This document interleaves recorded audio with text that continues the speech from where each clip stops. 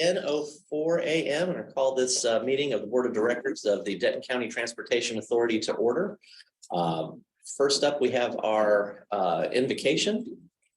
We have anybody who'd like to do that this time around? Pat, would you mind? Thank you, sir.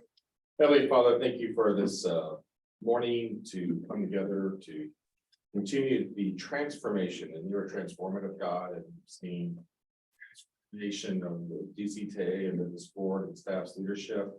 Thank you for that.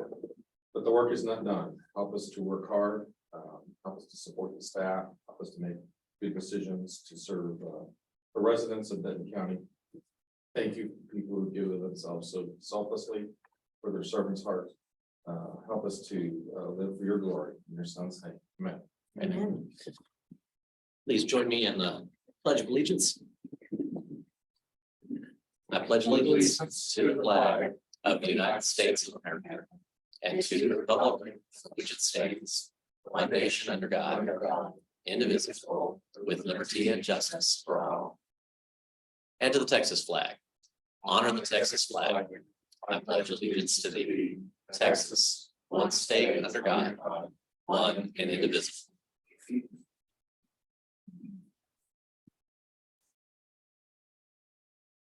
Paul, we have any intros?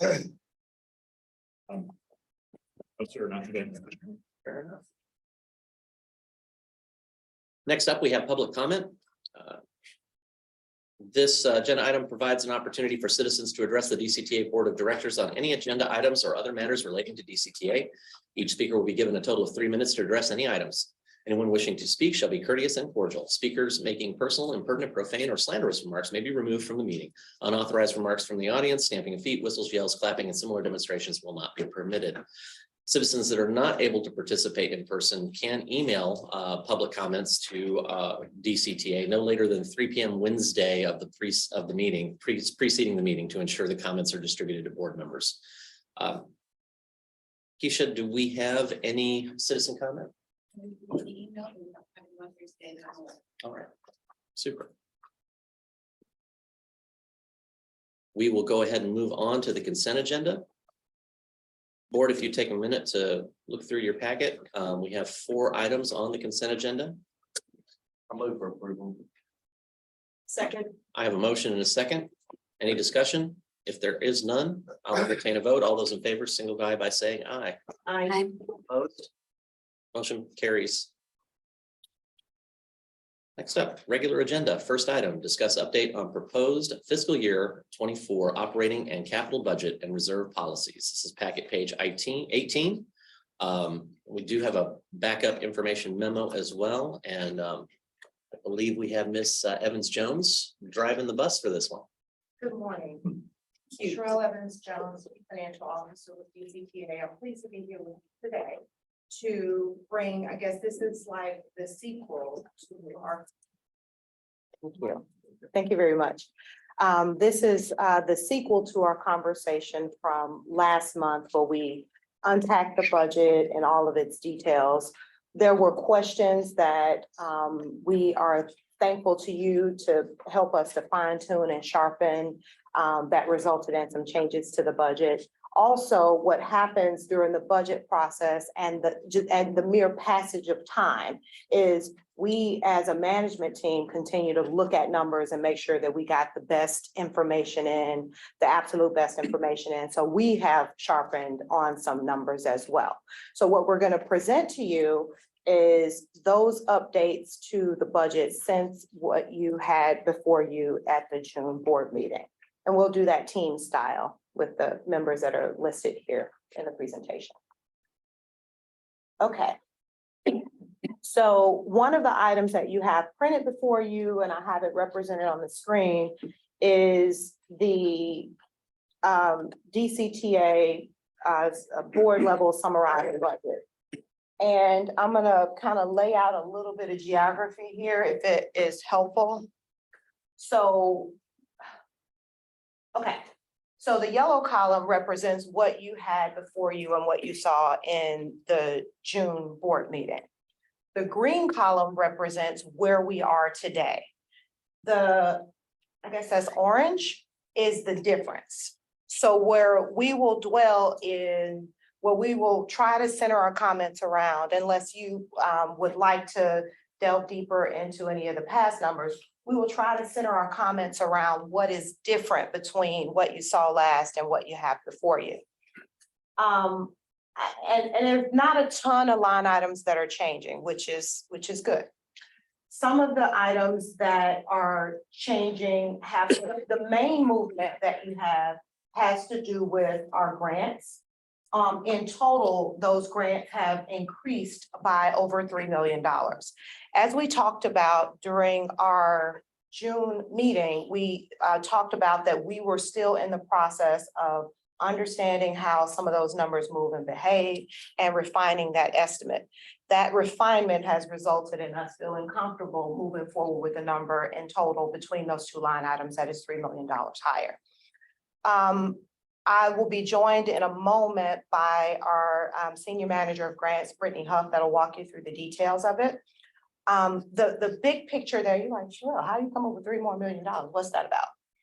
The amount that was proposed for the budget in the grants line items primarily had to do with, at the time that we put forth a number during the June board meeting that we reviewed, that primarily had to do with reviewing documentation that we had in our files to say what we believe the ending, a good number of these grants that we have carry for multiple years. And so the amounts that we have represented in the previous estimate have more to do with taking a previous administration's documentation and saying, we know what we spent off of this number, et cetera. And so therefore this must be available to go forward. But we knew that we needed to refine that. And that's why we disclosed that to you in the last meeting. What we've done since then is we've taken a look at what are the rules? How does this work? What is the current balance of it? Not necessarily just what does the spreadsheet say. So let's go into the federal documentation and look at what are the current balances, what is actually available to us to be carried forward. How much do we anticipate spending off of it during the remainder of this year? You see, and what is the reimbursement percentage? Because a lot of times what we found is a basis for baking this number in past years was what do we show as available for a grant in total, not taking into consideration that these are reimbursement grants. You can only get a plus here if you have a minus down here.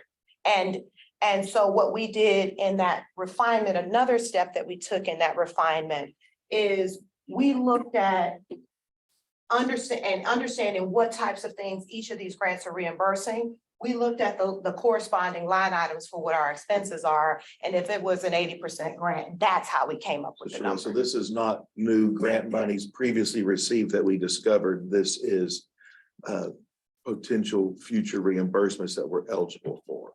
Correct. Okay. Correct. We tried our best to be more thoughtful about how we derive that number. That's essentially what. And you found more expenses that would be eligible for Correct. reimbursement. Correct. Yes. And I'll say from my perspective, the evolution of this conversation in the time that I've been here is what this approach prevents is us being at some point down the road, this coming fiscal year saying, okay, where can we apply this grant money? We're doing that on the front end rather than in the middle of the journey. So. Okay.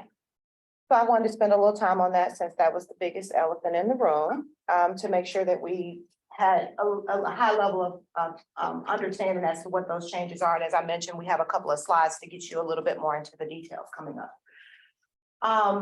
Let's talk a little bit more about some of the other changes. Some of these items, for instance, some of these items are changing as a result of us continuing to, from a management perspective, talk with our team members who are performing the service, understanding and refining those estimates. So as a result, we had a $30,000 increase to planned revenue related to mobility as a service. and some other estimate changes related to Swiftly that I would say that there's a corresponding offset within that line item. So those two, you have a $50,000 increase on an expenditure line item related to utilities. Also embedded in the outsourced charges for services is a corresponding decrease related to Swiftly, as well, as you see noted in the side note comment on to your right. One other thing, so that's an example of us making changes to the numbers from management refinement, but you also see in this outsourced charges for services line, some reductions resulting from some of the things that we heard from you during our June board meeting in terms of lowering that amount that we had within our ELPs for executive coaching and taking steps like that. So that also is being factored in as well. So we talked about that. Depreciation is one of those that we also went through and refined our estimates.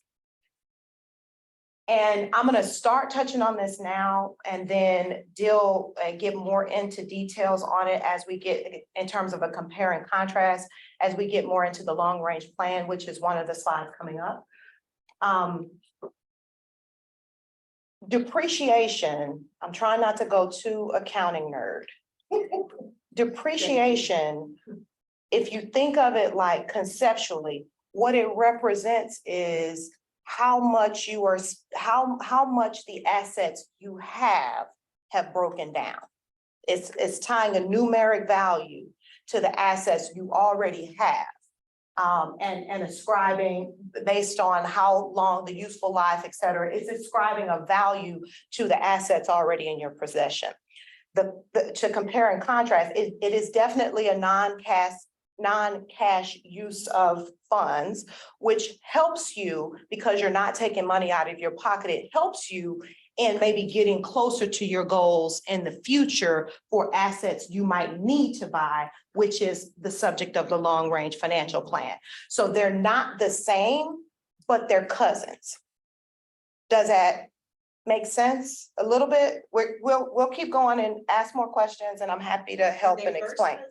They're close cousins. They're very close cousins because they have to. I mean, you have to recognize that all of these hundreds of $millions of assets and trains and tracks, et cetera, you can't keep them at that. The accounting rules say you can't keep them at that high value. They break down over time. So that expense is recognizing the stuff you have. And it gets you, because you're not pulling money out of your pocket, it gets you closer to the things that you want to do. But one and these two things are not the exact same thing. Okay. Anybody want to talk about anything else here?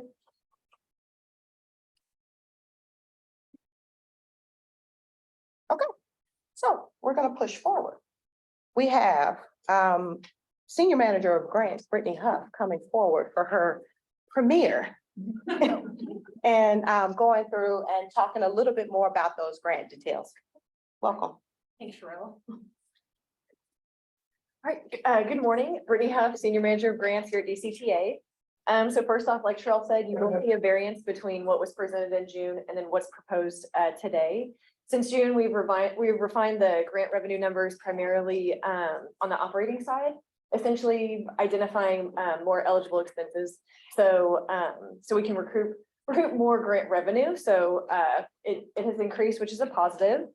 Just as a note, as we go through these, we do have more grant funding available in either pending or active awards that we have, but the grant revenue is going to follow the trend of the expenses. So if we have more or less expenses, the grant revenue is going to follow that trend throughout the year.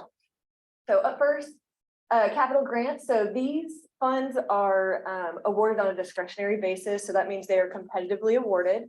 These funds can only be used for the project scopes that they were awarded for. So first up, we have the Positive Train Control Project. That is our only FRA grant. This one is an 80-20 match. So 80% of the expense is reimbursable. And so it requires a 20% local match. So the grant revenue proposed for FY '24 is 80% of the FY '24 expenditure number. Right, It's just- makes sense? We may qualify, but has this been awarded to us, This has been Yeah. awarded. previously awarded? Yes. Okay. Mhm. Yes, sir. Good question. So we're anticipating about a $1.5 million expenditure this year for this grant. There is more money available, but that is the expenditure for FY '24. Up next, then we have the Transit Oriented Development Kansas City Southern Line Study. And so this one also is an 80-20 cost share. The proposed revenue number for grants for FY '24 for this project is the entirety of the grant. So this is a one-year project.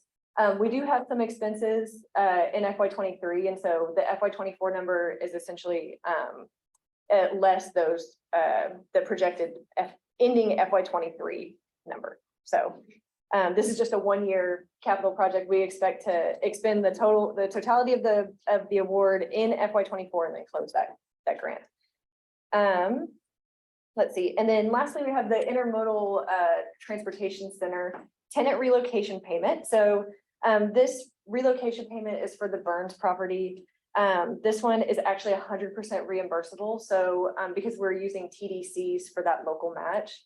And so whatever the total expense ends up being for the relocation payment, that will be totally recouped by this portion of that CMAQ grant. It is part of a much larger grant for that project, but this is the expense for FY '24. All right, and I'm going to move on to operating. Okay, so for operating, so these are our recurring grant funds. So these are formula funds. They're awarded to us, or they're actually allocated to us based on our UZA population and our ridership. I'm simplifying that, but those are the two big factors for this. At first, we have section 5307 funding. The format here is a little bit weird. So the first one, the 5307, so this is our operating assistance. These are our operating assistance funds. These have a 50% cost share. So they're 50-50. The proposed grant revenue number is 50% of the eligible operating expenses for FY '24. And the revenue proposed for FY '24 is actually portions of award years from 21, 22, and 23.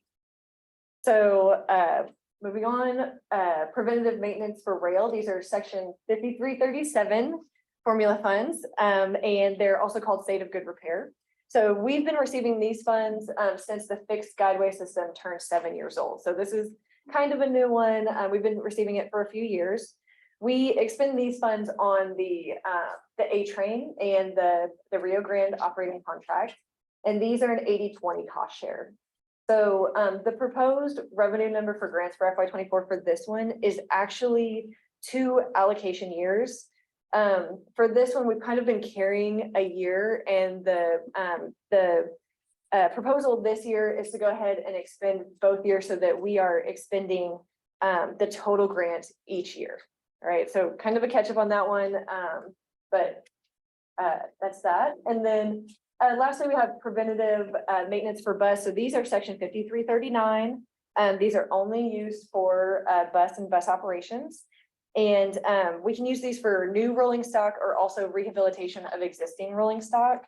These are also on an 80-20 cost share. So the revenue number is 80% of the eligible expenditures for FY '24. Especially in this one, we do have more revenue available in these allocation years if we have more eligible expenses. So I think we're taking questions in the end, but if you have any questions immediately, I'm happy to. Just briefly, and maybe I missed this. Why do I have 3 years of information, or 2 years of information?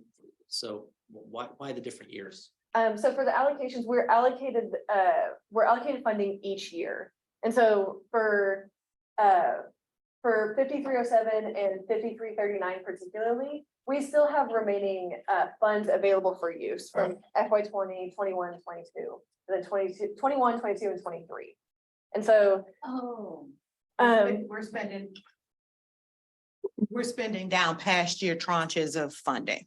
Okay. That, those years represent the years that they were first awarded to us. But they stay alive for a number of years until either expended or until an expiration date. So what might help me in future layout, if we have a total bucket of money, we have a total bucket of money. But if you break it into years like that, now I'm gonna wanna know what's in each of those buckets. So, you know, because I wanna know how much we've got back in 2020 that we haven't spent, and I wanna ask why it's, you know, 3 years back. So that's, I don't know which way is better to present that, because you're gonna get into a whole conversation or another slide that you maybe didn't want to, but that's what went through my head is why these years and how much is in each of those, and does this indicate that we're not spending the money as fast as we need to? It just, that's my challenge with the layout. It goes back to the approach, if I can, it goes back to the approach that we talked about at the outset. When you walk into the fiscal year with a plan on how you're going to spend the money, then you don't carry over grants from prior years. And so this is saying that by the end of this year, we can zero out grants from fiscal 21, fiscal 20, all that sort of stuff, so that we're working in the current year. Which is absolutely another lens to look at this from, which is great. So I appreciate that we're getting some cleanup on that.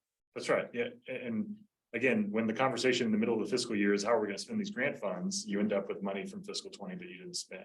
So hopefully next year, maybe there's a little bit of 24 money left over, but it's gonna be, we're spending current year grant. Ideally, yeah, we're not 5 years behind or whatever. It also saves reporting and reconciling, because every time you carry one of these grants over from year to year, you have to continue to do quarterly reporting and all that sort of stuff. And so it's part of the approach of how to do this work. Okay, that helps a ton. Thank you. Yes, sir. Let me jump in with one piece of that. So the grants, different ones of these grants are going to behave differently.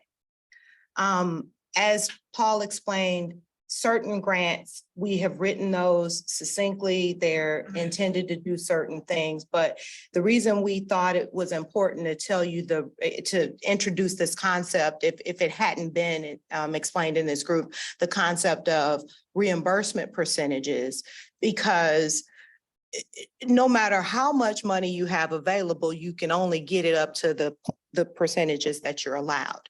Sometimes those grants are written and they are specific to rail, for instance. And the expenditures that we have, that we legitimately have in conducting the business that it would take, is basically going to have us expending those over a 2 or 3 year period because of the way each one of those grants behave. So in some situations, it's exactly as Paul explained, that we can go in and we get awarded for something in 2023, we can expend it all in 2023. But some situations, because of how these grants move and behave, it is going to require you to only expend to the, only be awarded those portions and actual revenue cash payments to the extent that you have expenditures that you can show. Would I ever end up in a situation where I would see a FY 2020 and then skip a year and then FY 2022, 23? I think situationally, it would be that either the allocation wasn't sought, or these grants all have, they each have different percentages of funding that have to go to certain things, right? So ADA, paratransit, safety and security, right? So some of these are carrying over balances for certain types of projects that we haven't had the expenditure for. So does that clarify? Okay. There's just a lot more in this than just Yes. dates. Yes. Yeah. Or if we begin the year thinking these grant funds are going to apply to this specific operation or this specific project, and then that changes, then it goes through a process of having to modify those grants back through the region, back through FTA, and that basically sidelines those funds until it makes its way through the cycle and you can get them back again. So correct. The more that we can have a plan, a long-range plan, and stick to the execution of that long-range plan, the easier it makes grant administration moving forward. I'll hand it off to Jane. Thank you. Thank you. Good morning, I'm Jane Florence. I'm the Senior Manager of Budgets, and we're going to go through a few slides. They should be fairly simple. The first two will be called asked and answered. So from the June meeting, y'all had asked us a couple of questions. One of them was, what is the escalation percentage used in calculating the total cost for the ELP that was electronic security and digital passenger signage?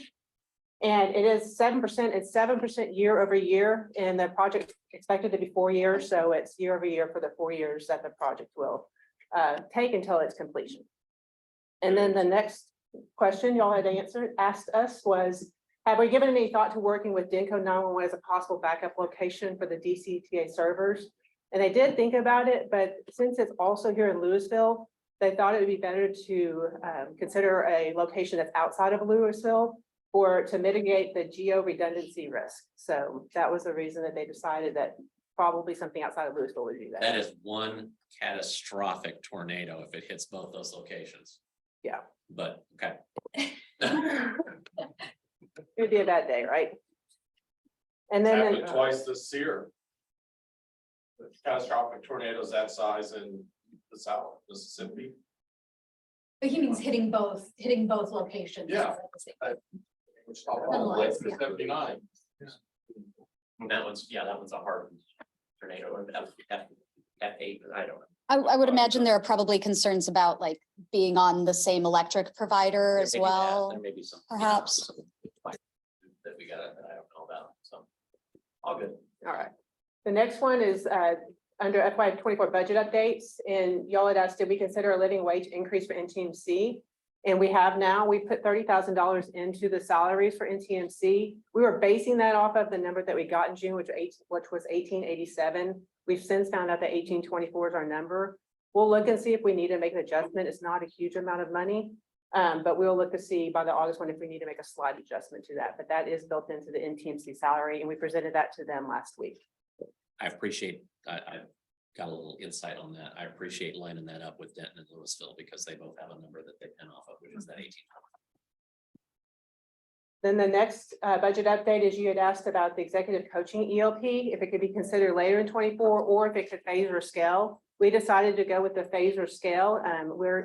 We reduced that budget from 100,000 to 40,000 and to send a couple of executives for this coming year and then to do a few more for the following year. And then this is just a wrap up of some of what Sherelle talked about, the FY24 budget updates. Employee development went up 3,100 due to an additional training opportunity that we recognized that we wanted to do this year. We want to do again next year. So we've included that. Contract revenue went up 30,000 because additional revenue was down there. And so that's a good thing. Outsourced services and utilities went down 110,000. That's related to the Swiftly that Sherelle was talking about. And then the capital grants and operating grants that Brittany just went over, those are just fine tuning our numbers. So those would be our other budget updates that are in this presentation that were not in the June presentation.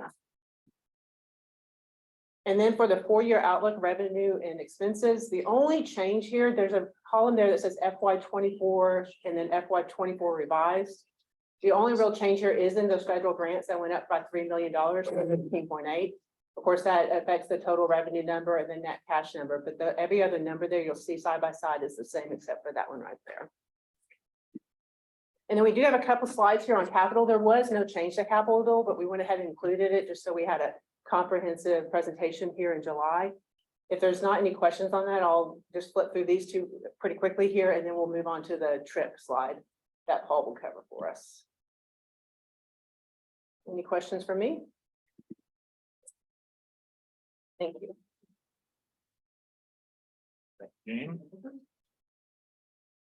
So, Do we want to dig into those slides now or want to wait? Because I've got a few questions for 18 on the previous? On this? on the 4-year outlook. Well, we should do that now. You okay with that? Okay. So, and this goes back to some questions I have on how we do depreciation and whatnot as well. So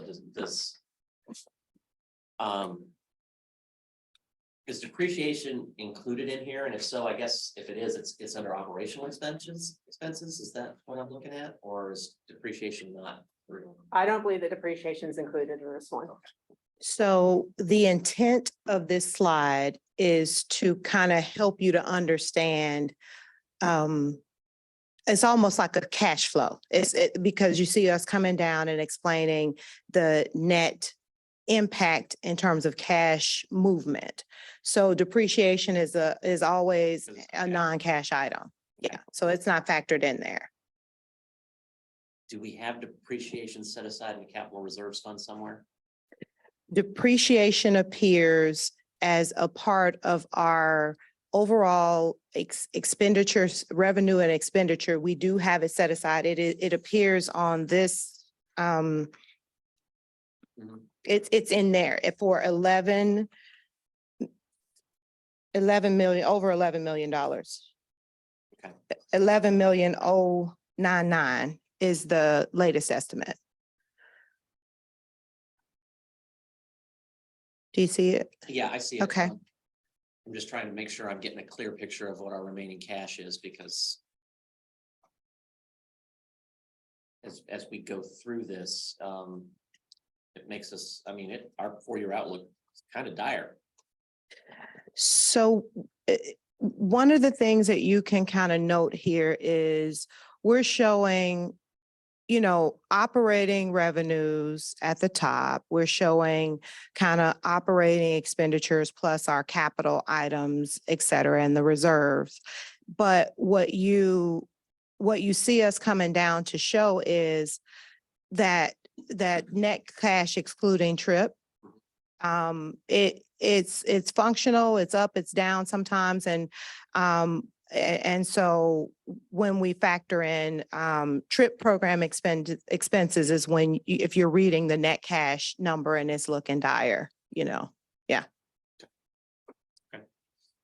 Am I correct if I read this the way I'm reading it, that we don't have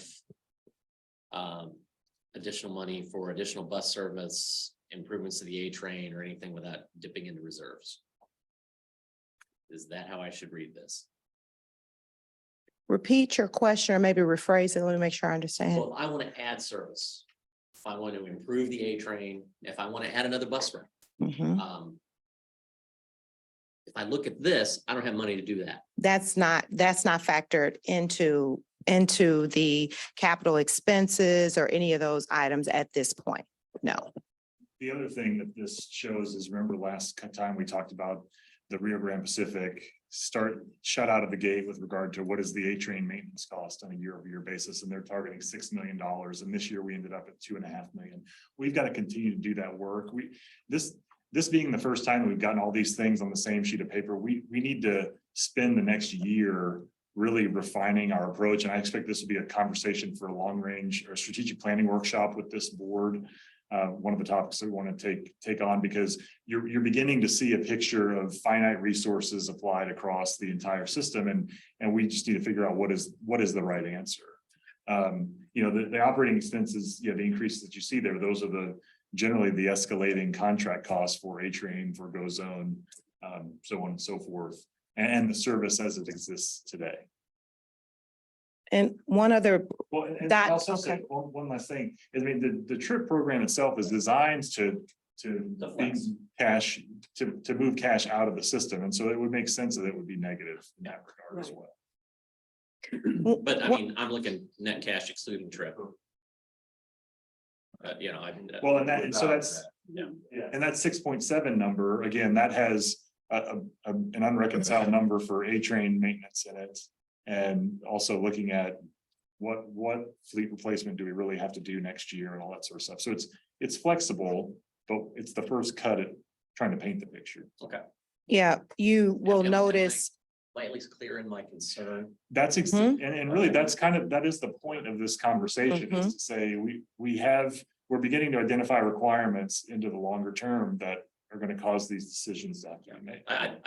This slide's important. I just, what's on it or what's not. telling you Yeah. is what you're trying.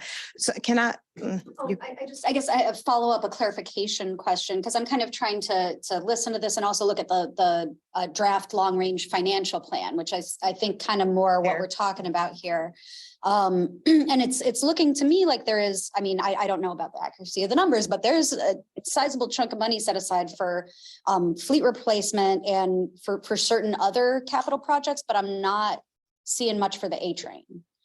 And is that kind of something that we should anticipate coming, but we just don't have the numbers yet? Present it for you. Let me present it for you when we get to that section, because there's a lot of funding set aside for one thing though, I hear concern and I want to connect one piece that I think is helpful. What we're trying to show you with this slide is if you're running a business, generally speaking, your money out should not exceed your money in. Some years it does, some years it doesn't, right? But if you are spending more than you're taking in, you are going to cease to be a going concern, right? So what we're trying to show you is what we believe as best as we can get to it, the net cash impact of just running the business, right? But what you should know is that what we're showing you from year to year is like how we anticipate finishing that year, net up, net down. It's not the cash balance. The cash balance is somewhere in the ballpark of in excess of $60 million.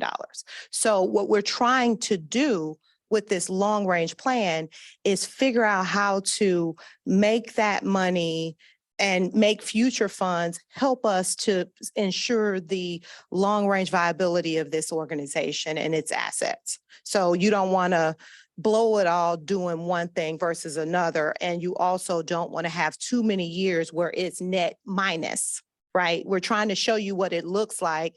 And one other piece that might be worth mentioning is we see that negative 6.7 on net cash excluding TRIP in the year 2025, because you start to notice capital expenditures layering on and being larger. And that's where some of that A-train and bus plan, et cetera, starts to factor in.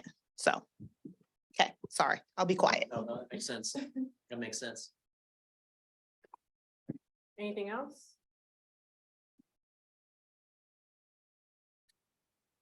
On that slide, no. You gotta talk fast. No, that- Yeah, sorry, very capital. This is my confusion on the fleet purchase and TAM on slide 19. And I talked with Paul briefly offline. So I'm looking at fleet remit.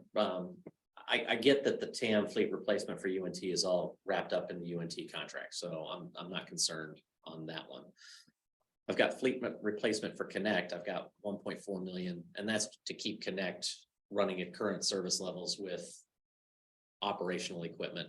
What I don't get is the fleet purchase bus line that we have here, and I may just be forgetting what we talked about, but I mean, 6.5, I mean, 1.4 is a single bus or two buses. Are you asking? I'm asking what those yellow cells are right there on fleet purchase bus. That $22 million. In the future? Yeah. The yellow cells. That is the plan for purchase of bus. Okay. That is the plan. It appears on the long range capital plan. So we wanted to make sure that these two documents work together. If you would allow me, I'd like to walk you through how that purchase works with our cash, works with our reserves, et cetera, in context with the long range capital plan. What I'm not remembering is, were we talking about adding, is this contemplating adding 2 connect routes to Denton? Is that why we need to spend that kind of money for more buses? No, it's talking about replacement of the capacity, the fleet capacity that we have, right? Okay, so the TAM fleet replacement isn't actually fleet replacement. The two items with the blue circle around them? Well, the 1.4 million per year, the proposed, everything to the right of it, yeah. I'm not focused on I'm focused on those columns, yep. Okay. I'm not focused on that column. Maybe I should be. These are reserves. These are reserves. Let me show you what I mean. Can I, Yep. let me just go to it. Because we want it bad. Let me just go to it. What is infrastructure acquisition on slide 20? One more slide. This is 19. There we go. That is the funding that we got from the COG for the relocation of the Burns property. In the old town TOD. Okay, thank you. All right, and then slide 21, I think is my last question. Is that this? Or is Yeah, that- that was, go back. Nope, forward, go forward. Forward, there we go, that one. Okay, that's, we hadn't presented that. So here we go, we're good. Okay. I told you I had questions. Okay. So do you want to do this slide first, or do you want to go straight? I'm to the asking long you range? how you want me to ask my questions. I got questions on slide 20, 21, 26. Show you and then. I'd rather you do it the way you want. Yeah. Feel that way, TJ. So Well, they didn't want me to interrupt last time, so I'm back. When did you ever listen? we're in conversation. It's totally fine. Raise your hand and you will be called upon. That's the commitment. You know what? I will send you a list. I will text you the slides that I have questions on. You guys can decide where. No. We want to have the conversation. We, as you have questions, please. Okay. That's, look, this, Texting is about you. look, this is really important because this is a big step forward where we begin to look a little bit further down the road. And this is the kind of decision making that this board ought to be focused on. And so I'm happy to have these conversations. And as Sherelle and I with Jane and Brittany were putting these slides together, we're like, you know, this conversation could go a number of different ways, and what you need to hear us say is we're flexible. Okay, we've not carved it into any stone tablets yet, but here's a conversation about TRIP carrying over from the last board meeting. So in the last board meeting, we talked about how there are reserve fund policies and the financial policies in the board approved financial policies that you all approve every year. Reserve fund policies around fund balance reserve, sales tax stabilization, fuel stabilization, capital replacement and maintenance. And then maintaining this internal debt service coverage ratio. All of these policies are intended to provide a buffer in the event that economic conditions change or operational conditions change, that the organization has the ability to respond.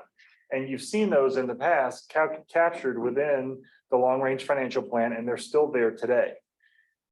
As we go through the process of calculating the TRIP number for fiscal year 2024, following the instructions, as any good accountant or engineer would do, you start looking at these numbers. And what you see is, by the way that we do the math, is that in fiscal 21, 22, and 23, the TRIP allocation for those years was 7.7, 9.8, and $11.4 million respectively.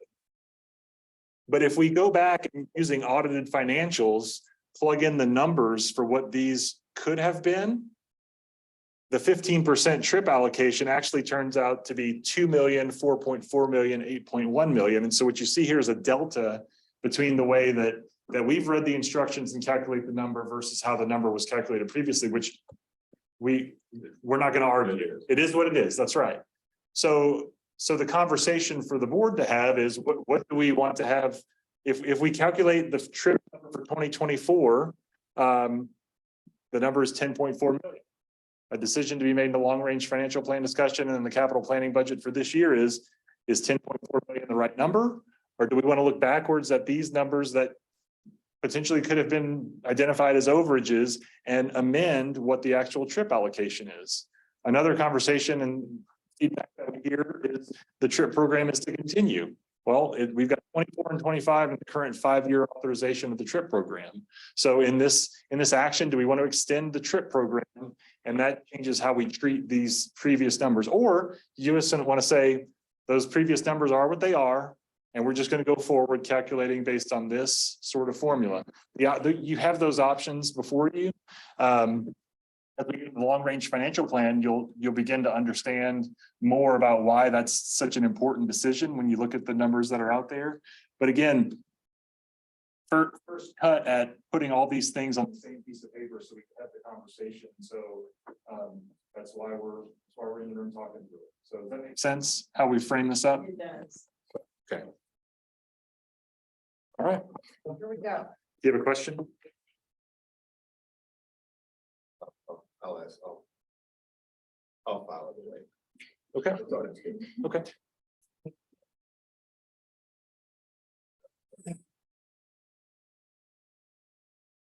Okay, I am back with an initial acknowledgement that this is hard to figure out how to present. It is a massive spreadsheet that is tied to multiple different other things on our server, et cetera. And so this is not the best. I mean, like my eyes don't work as well because I stare at spreadsheets and computers and stuff all day. So I'm presuming that your eyes aren't working as well as similar to mine. That's why we printed this copy as large as we could here within our office. Okay.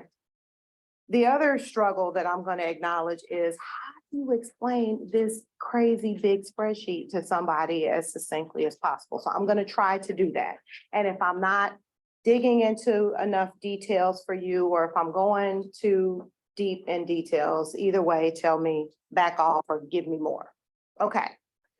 So let's start with a little bit of geography as to what's all happening and the thought process as to what's coming together here. We start with like an attempt at crafting our income statement, money in, money out. Because we're primarily thinking of this as either cash that we are using to do the services, to take care of the trains, et cetera, or this is cash that we are reserving so that it begins to build so that we can do some things in the future, okay? So you have from here up your income statement. And this section here is, you know, you'll notice that that number there ties to the capital document that you just saw. You know, it's kind of so what you will see here is capital document has like a bunch of different lines, some of which have data on it, whatever. My attempt here was to consolidate like things so that the spreadsheet wasn't 9,000 lines, you know, et cetera. So everything that is on your capital document detail is in that number, is just might be consolidated in different line items, okay? Moving down the page, we kind of get into, okay, we have all this stuff going on. Either it is operating expenses or it is capital type expenses, but where's the money coming from, either from a capital grant or from a debt service perspective to be able to take care of it. The last section that did print, it's not shown on the slide, but it did print, is I refer to that green section and the last few lines of your printed document as it's like us starting to build a bank, a reserve. Okay, so what you'll start seeing here is we had some questions in our previous slide as we were talking through, well, what is 1.4 million? What is that? It is starting to build that reserve so that each year we set aside some funds, it builds, and then we have funding to purchase a train, do something large. What do we have in there now? I don't have my microscope. We have an unreserved, as of our last audited financial statement, we have an unreserved fund balance of like $99 million. And so what we are trying to do as a management team and as a board is to begin to, bless you, is to begin to build, to carve money from that 99 million to begin to build a reserve, right? And this team could make the decision that we started with this first amount of reserve and it just builds from there. This team could make the decision that we started with the first amount plus carving some of the $99 million off to begin to build that balance. The presumptions that I've factored in is just we're starting from zero in terms of beginning to build that reserve separately, okay? So in that overall fund balance, so in that overall fund balance, do you have it categorized into different funds like capital replacement fund or others, or is it just one big pot? It's one big pot of unreserved fund balance. So we might need to just go in and divvy that up Yes. into some existing Yes. funds. Yes, that's an option that we have available to us as well. Okay, so that's a little bit of like geography as to what's all going on. Just clarification about the capital reserve balance so that the net available fund balance does not include the reserve balance, correct? The net available fund balance Does that reflect? does include the reserve. I'm just showing it to you separately as to how much of included in that, for instance, $66 million, how much is, Where's the 99 million? Here. it is on our, I'm referring to it because I just Oh, remember yeah, it. it's not on the our paper. audited financial statements. Okay. Yeah, I'm referring to it because I'm a nerd. and Okay, I so remember. I guess let me call out a specific year for the sake of clarity, like so proposed FY 2027. We're showing a net available fund balance of approximately 29 million, Mhm. and then reserves for capital projects of well, okay, let me think about this now. The capital reserve balance is 11.2 million. So does that mean that like the total fund balance, both obligated and unobligated, or reserves and net available fund balance, would that total up to 42 million or whatever? No, you or- don't add them together. Okay, so the total 11.2 is the inside of 29.3 million. Okay. 11.2 is inside of your $29 million. Okay, so that's Okay. that the reserve balance is included in the net available fund balance. Okay, thank you. Let me see if I have it. I divided this up into quadrants because I was like, I don't know how in the world I'm gonna present something this big on a slide deck. This was my attempt. So you might see me bopping back and forth between sections if we need to point and look. One area that I want to key in on to start this explanation is these reserves. These reserves starts being $3.4 million, right? What is that about? That is, remember the conversation during our June budget meeting where we talked about setting aside, beginning to set aside funding so that we have money to be able to take care of the replacement of large assets, et cetera. That amount was presented during the conversation with Tim Palermo and I back in February. And as a result of that transit asset management plan, so you may see us referring to TAM on some of these documents, that transit asset management plan told us that we need to, in addition to normal spending, we need to also begin reserving at least $3 million. It showed us that somewhere in the, we spend somewhere in the average of $4 to $5 million, maybe as of when the independent group did that study, and that we would need to bring that 5 million up to 8. That delta is the $3 million. Well, hey, Sherelle, you said you're needing to reserve $3 million, but you got 3.4. What's that about? That 400,000 is the amount that is included within the UNT contract that they provide as a result of the contract. So 3 million of it is the result of the TAM plan. 400,000 is coming from the UNT contract. I'm just, in the interest of not having 9 million lines on this already complicated spreadsheet, I'm just consolidating them into one line, okay? So what I'm starting to do there is build a reserve. And see, I printed it here. It's here. It just didn't get pulled into the first screenshot. So what I'm starting to do there is set aside money that begins to build the bank. Set aside another bit of money that takes that balance and builds more to the bank. You notice that the 3.4 turns to 6.8 in the bank down at the bottom. Okay? Right. Now, you see line items for use of that fund because you're saving it for a reason. We're not just doing this for fun. You're saving it because you want to be able to take care of assets in the future.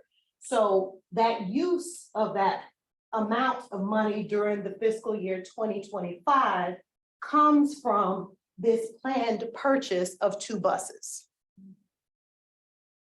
And I'm basically taking that out of my bank. Okay, what I tried to do in my color coding is show you two things in particular that are major movers on this, in this capital section. You see and 1.1, and in that light gray right there, that is, we need to buy at least 2 buses to just shore up our fleet and kind of get us to where we need to go. This is redoing the fleet of buses. So you start seeing it coming in here, and there's one more year that appears there, okay? So that is buses over multiple year period of time. And I'm doing the exact same thing. One distinction in the purchase of this 6.5 million, because you have to order them and procure them over multiple years, et cetera. If I'm telling you that this is 2 buses, you know. So one of the differences that you see here is, hey, Sherelle, in this time, you have $1.1 million of an asset that you're purchasing, and you pulled it all 1.1 million out of the bank. But I see you saying 6.5 million, but you're only taking 1.3 out of the bank. What's that about?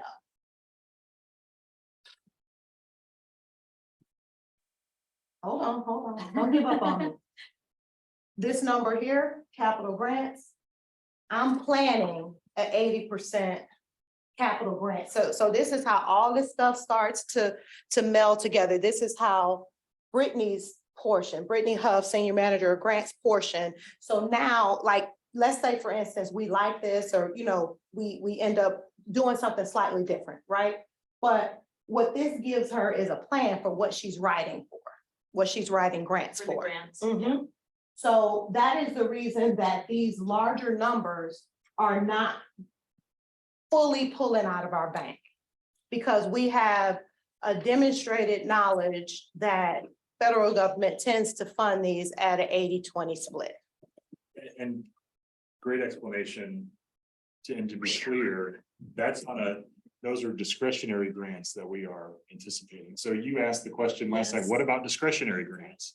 This long-range financial plan tells us that we need to have a long-range fleet replacement plan, because what we hear from FTA is that in order to get federal discretionary money for fleet replacement, we have to have alternative fuel vehicles, low-no vehicles. Like you may have seen press releases for the low-no program just recently. Transit agencies across the country get money to buy compressed natural gas powered buses and those sorts of things. So we're aiming ourselves toward being ready to compete for grant funds 4 years from now, because there's plans that have to be done before you even get to that stage. And then you've got to apply for the money and all that sort of thing. So we're saying, let's set aside some money for diesel fleet replacement in the near term, because we might need it. We don't know if we might need it. If we don't, we'll slide that money out there. But this is telling us that the agency's got to be oriented 4 or 5 years from now to be able to get discretionary dollars, so we're not spending this all locally on diesel buses. That make sense? One more piece of a big, Paul said I could ask questions. okay. Kidding. Go. Okay, one more piece, because I heard a question about A-Train and what are we setting aside for it? So I was talking about the 3 pieces, the 3-year movement. This is the 3rd year of that 3-year bus movement. You see something else coming in here big and interesting in the year 2031, 32, 33. That represents, as best we can estimate, the cost of beginning to replace our vehicles from a train rail perspective. And I'm doing something similar with larger grant, 80-20 split on those as well. I heard a question about, well, does this include any conversation about enhancing, changing out the bus routes, doing different things like that? What I will call you to is, as best I can estimate, the large capital replacement type huge subtracts that we would have in order to make sure that we're continuing to maintain a safe transit network. I think we got them in here. Watch the bank. So there's funding. There's assumptions in here. Right. I'm presuming 80-20, right? There's assumptions in there, but if there is funding to be able to, so there's some things that we're talking about as a large, very large things that are not in here. Getting to, getting to Corinth, getting to Carrollton Station. How do we change up the, bus network? That wouldn't necessarily be on capital, but it is definitely a use of funds, right? And what I'm showing as best I can see is that there is room for that. But we just have to, as a group, decide which of those items we want to undertake and how they begin to layer into this. Does that make sense? That helps. Okay. You had a question. Yeah, my foundation's broken, so I need some help with just some fundamentals. What does TAM stand for? Transit Asset Management Plan. Mhm. So with that, I'm gonna focus on TAM Fleet Replacement Connect. And that is on your capital budget summary.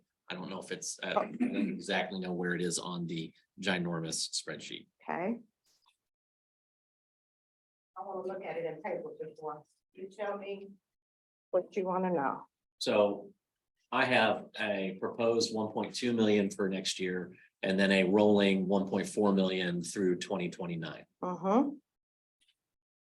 Is that to keep our buses at a particular level and purchase new buses as needed to keep our Connect service at the base level that it has today? That is to begin to build the reserve. That number is not money that, and you see it on the document that you're looking at. I got it in a ring and I refer to it as a capital reserve. That means that is not cash that we would spend. We would take it and we would sit it to the side. We're gonna set it to And the next side. year, we're gonna take it and sit it to the side and it begins to get in here. And that should save us enough money to keep the Connect service at the current level of service. You're correct. This is based on the current network. If additional network routes are decided and all that sort of stuff, that comes with a fleet requirement that is not reflected here. So that's my assumption. You agree that that's my assumption. So then I have another line item, fleet purchase bus, which is 3 lines above. And you have nothing proposed set aside, and then you've got 1.1 in 25, nothing in 26, 6.5, 7, 7.5. You just told me I have all the money set aside for Connect, for buses, to keep Connect running at the current level. What is the that? 6? That amount, that 624 was presented in our last board meeting as a result of the budget, and I believe that is for either it's for either a tank replacement or something like that. It's not a bus. Well, It's- no, it's. The it's- 264, okay, No, it's a line above that. There is no set aside for it. It's Right. called fleet purchase bus. And it's got 1.1 million in 25, 6.5 million in 27, 7 million and 7.5. Yeah, and so those are not buses, They are buses. They are bus purchases. but I've already got money set aside for all the buses that I need to be able to run the bus service that I have. Where So did you why get am I that? getting new buses? That's replacing, I think I know what you're getting at. When you see the TAM fleet replacement, that's the money going into the bank. When you see the line that says fleet purchase, that's the money coming out of the bank. right. So it's Got not two sets of money. It's money going in, money coming out, and you see that it's easier to see on this. Okay, The good news is the numbers are the same on both. yeah, the pages, numbers are the so- same on both pages. So, yes, thank you. You're welcome. It is. what we started doing up here with this 3.4 is building a bank. And then this is the And money. now coming we're spending Okay. that, in. Okay, so see, I got it. 1.1 is, I'm not- that's the asset. I'm that not, we're I'm not the buying. best financial mind on the Uh-huh. planet, that's Yeah. where I was going. Okay, cool. Yeah. Thank you. Uh-huh. Okay, what else did I want to tell y'all about this? Got a question? Yes. So you addressed the rail vehicle replacement. Where could you direct me to where I might find reflected, or is it still in the works? The rail infrastructure, the A-train improvements that we've been discussing, adding sidings, signal modifications, things like that. So we have Okay. not, right? This is helping you to begin to understand what you have to work with. Okay. So exactly right. So next month, we will brief on the program of projects to get down to Carrollton. And then the conversation about what does it take to get Corinth online, to go down to Carrollton. And that, the board's decision-making out of that conversation in terms of what direction you want to go will drive a line That, on one of those that expenses. starts popping in That will- here. That will provide an assumption for what money we got to start stocking away to bring our local match to go and get federal discretionary dollars, or is the program of projects going to be big enough that, or small enough that we could fund it ourselves? The other part is, it's not, when we talk about these A-train enhancements, there's also, it's not just federal discretionary, but there's RTC money. If there are other entities coming to the table to fund things that are outside of member cities, then those people we would expect would bring money. So Yeah. that's when we create a It'll blank, start to come into these. create a lines. blank row on this long-range financial plan and start populating the numbers based on the direction that we think all this is gonna go. The So- intention of this is to show you how to maintain what we got into the future. We know we want to do other additional type things. And in order for you to make a good decision on that, I feel like I need to tell you what you're working with. Thank you. Mhm. Yes. I So- just don't know anything about accounting, so I just need you to explain it to me in kindergarten terms. Thank you very I'm much. here for it. Just to simplify, because I feel like the last two questions have been related to this. What my understanding is that this reflects anything that the board has given final direction on.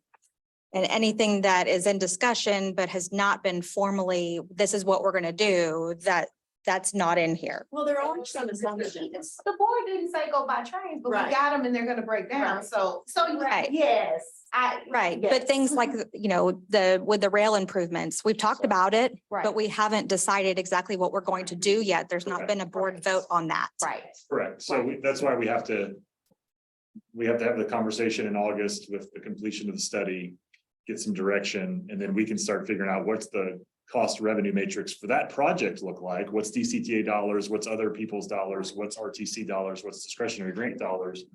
Then that goes into, then the right portions go into this long range financial. Authorization and appropriation. Correct. And these are not necessarily things that the board has approved, but rather it's incumbent upon us as the agency to make sure that we can maintain the operation that the board has approved in the past. So like Cheryl said, you have not directed us to go buy new trains yet, but we can see that coming. And so we should To be planning keep for it. with what we have. We Right, didn't but to go keep doing with what- something new. Like We you didn't just factor said, in. to keep with what a previous board has decided we want to do. That is, so that is, in my mind, that would be something that has been approved by Fair the enough. board. It's just what we got to do to Fair maintain enough. that decision. Fair enough. Well, and I think it's important for us to know so that we keep an eye, so staff, we keep an eye on the grants, on the discretionary grants. I think there is so much money out there that we can take advantage of, but we don't know what we don't know. And so I think this really helps looking into the future that goes, you know what? I know Mhm. there's money out there for this. Mhm. So thank you for doing that because that's important. I think we can get some of this stuff done.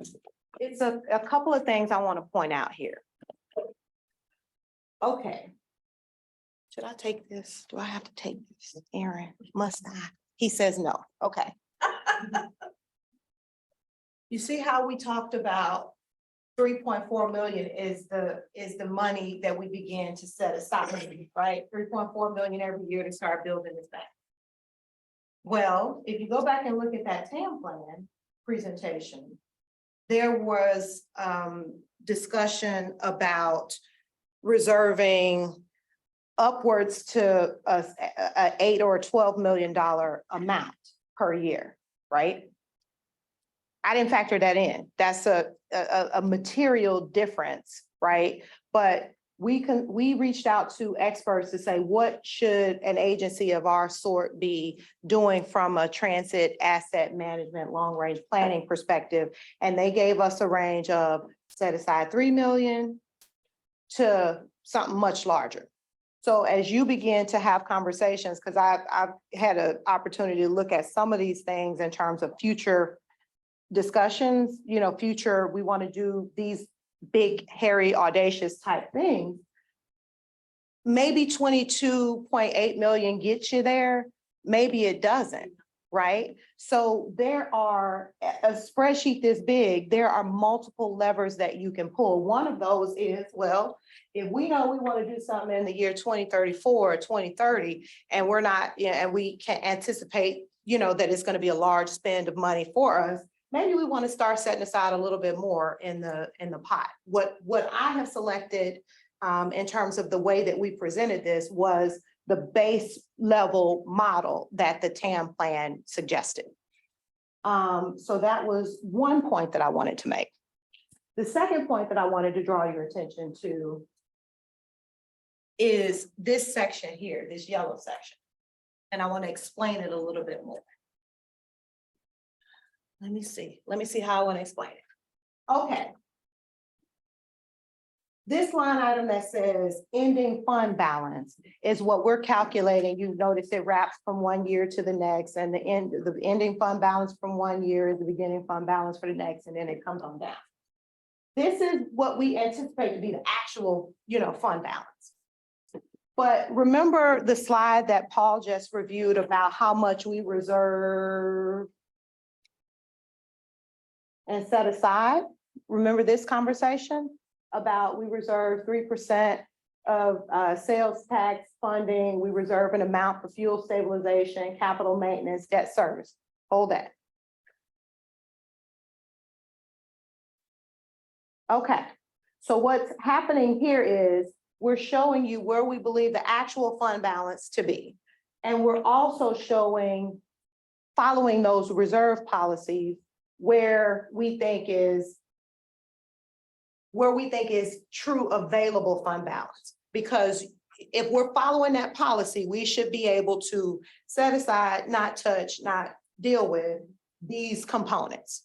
Okay, watch what starts happening. So I'm in 2024, but what starts happening as you go forward, it starts running negative.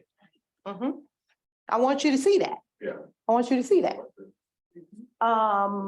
Because it basically says that some things that are happening up in here are causing us, it doesn't mean that we won't have any money. That's not what we're saying, because that number remains $17 million. But what it says is, if our policy is our policy for a reason and it means something, right? If that reserve policy means something, if we've been all this time reserving something and setting money to the side so that we can cover these key things, we're not gonna be able to do it at some point.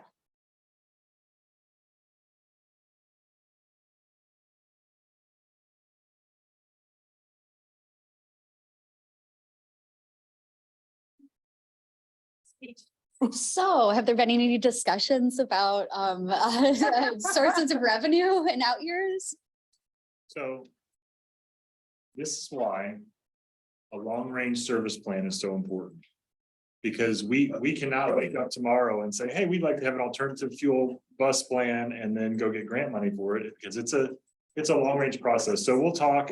What we've been aligning around as a staff is looking at maybe a January strategic workshop, a couple of days with you all, and line out what do you want that long-range service plan to look like. And we can start, we can take care of a fleet. We can start doing a fleet plan sooner than the end of a long-range service plan and all that sort of stuff. But we have to run a playbook. We gotta be looking over the horizon and saying that's our target, and we're running a playbook between now and that time over the horizon to be able to do all of these things. And we can, but This is exactly that's exactly the question that this conversation was designed to provoke.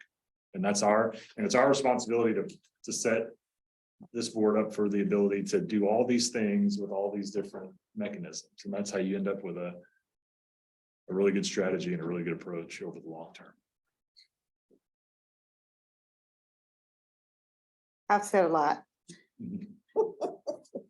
I'm almost sweating. Not because it's, contentious, it's just, this is work trying to explain this. Thank you. Are there, it's not like, are there any questions? What? There might be, What? there might be one more thing to point out, and that is in this, the TRIP program runs until 2020. There is funding in the TRIP line until 2029. Now it decreases over that time, but Trip, sorry. Because what's happening is, remember the calculation we showed from a few slides back? The trip, what has been happening in past years is with our reserving, with all that, we have been a young agency. Like, this is a huge spreadsheet and I can expand this column and it'll show me how much we spent in the beginning years. The trains were young, except now we're growing up and we have to start doing what big people do, and that is reserving funds and planning for the future, et cetera. And so the way that TRIP calculation works is it pulls out what we're actually spending, reserving, et cetera, for capital. That's why that number begins to go down, because we haven't been doing that as actively in the past. And to be clear, TRIP actually doesn't go till 2029. We actually have. you have 2 years left in the current program. Right. This shows you that if you want to continue it, Right. Yeah. there is money available in those years to continue. So there's a number of questions that this opens up. It's related to the slide that Paul presented to show how we want to handle current year TRIP allocations and that calculation. We wanted to show you it in concert with everything else that's going on, right? Some questions that we have relate to the TRIP portion of the conversation. Any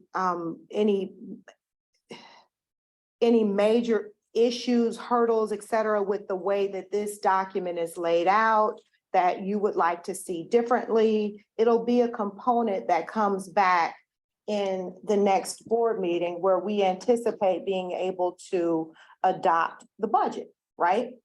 And it doesn't mean that when you adopt the budget that that essentially what you're doing is you're adopting the 2024 line, right? But this is beginning to help you to see the future. So you're not like Correct. hardcore accepting this, right? But it does begin to shape the work that we do from grants and a number of different perspectives. So, if there's something about it, if there's something about the budget that gives you uneasiness, consternation with, I would love to understand what those things are so that when we reconvene in a month, we all feel steady and ready to be able to move forward.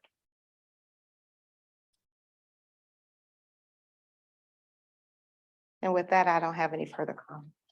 I've done enough. Great job, staff. Amazing. Thank you.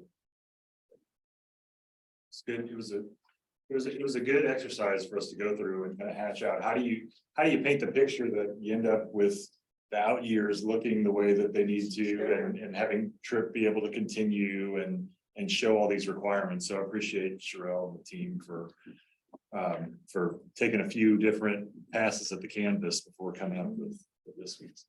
I'm sorry, it's so I mean. It is what it is. How do Thank you you. plan out your next 10 years or more on a spreadsheet and lay it in one document? How do you just do that?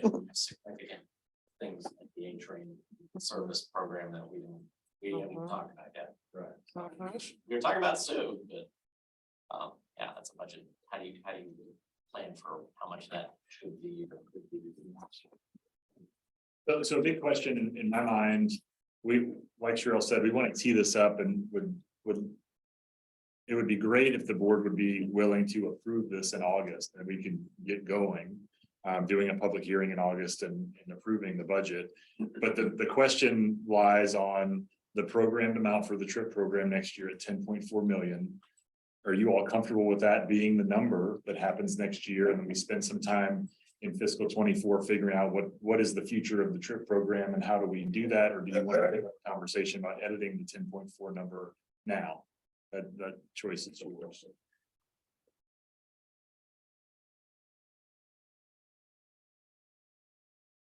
And Paul, help me reframe that. So when you're talking about 10.4 is what we have.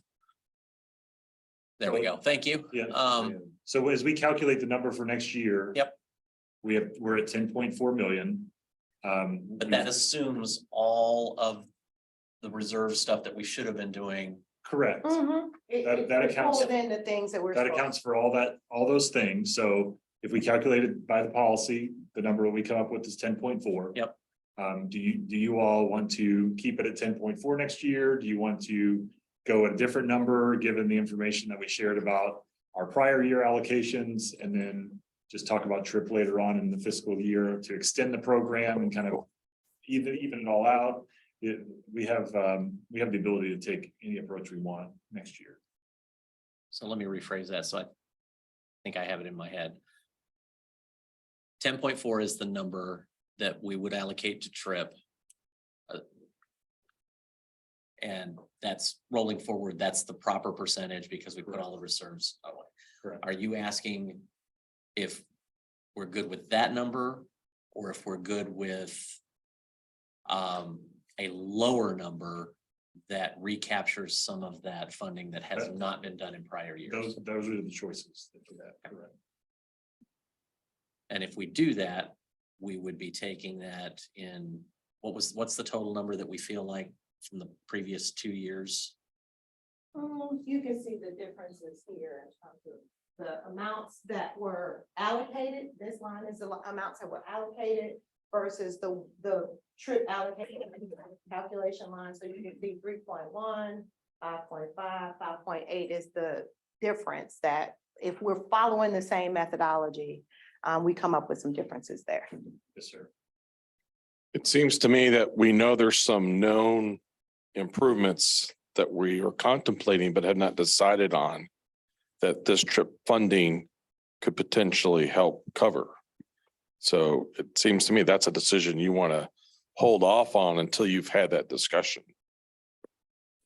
That's a great point. And, this long-range financial plan, the TAM plan, all these other requirements that we've been identifying, we're going to be working through the course of the next year to sharpen our pencils and to get more clarity and refinement around those expenditures. And so, and if TRIP continues to be proceeding beyond the 2 years that are left in the program, there's plenty of opportunity to right-size the program based on what's been done in the past. So there's not a need to change course at this point, but there is an option to do so at this time. And if not, we'll proceed with the $10.4 million number in the budget, and that can get approved, and we'll move forward. Money is money. And no matter how we lay it out here, a dollar can only do one thing at a time, right? So a dollar can fund the program, a dollar can fund long-range capital document, actual expenditures, but a dollar can only do one thing at a time. As best I've been able to figure out in my years. Right, and that second option, if we were to, are we trying to recover $14.6 million in 2 years of trip? I'm certainly not offering that as a recommendation. Okay. I would expect, that's why we showed the long-range financial plan that TRIP continues through the 2029. This is entirely a policy decision from you all that we can proceed under the current approach and the past is the past and we're only moving forward. And you've seen what that looks like in the long range financial plan. Or if the board says we want to address those requirements that should have been addressed in those previous years, and we want to feather that in, like average that out over the next, we want to extend the trip program another 5 years and average that out over the course of that period. That also washes, there's any number of things that you can do. Just thinking about this, I think in the spirit of which this board has been trying to operate, I think we don't make present or future decisions made on the past. And so I think we need to let, like a better term, bygones be bygones on some of that, okay? And if we need to revise the policy moving forward, if we have a target that we're trying to look for capital replacement or some things that we as a body need to decide, let's modify a new policy moving forward from this point forward, or this year forward, or next year, then we modify that. But I don't think we need to be and if ever a targeted approach. I think and I'm not going to speak on behalf of the cities, but if we'd said to the cities, we're trimming that back because we're trying to fill a hole over here in the agency, that's an easier conversation, I would think, than say, we're making up for past time and everything. I think we need to let things be settled and just move forward with a clear plan for what those funds would be. That's what I would.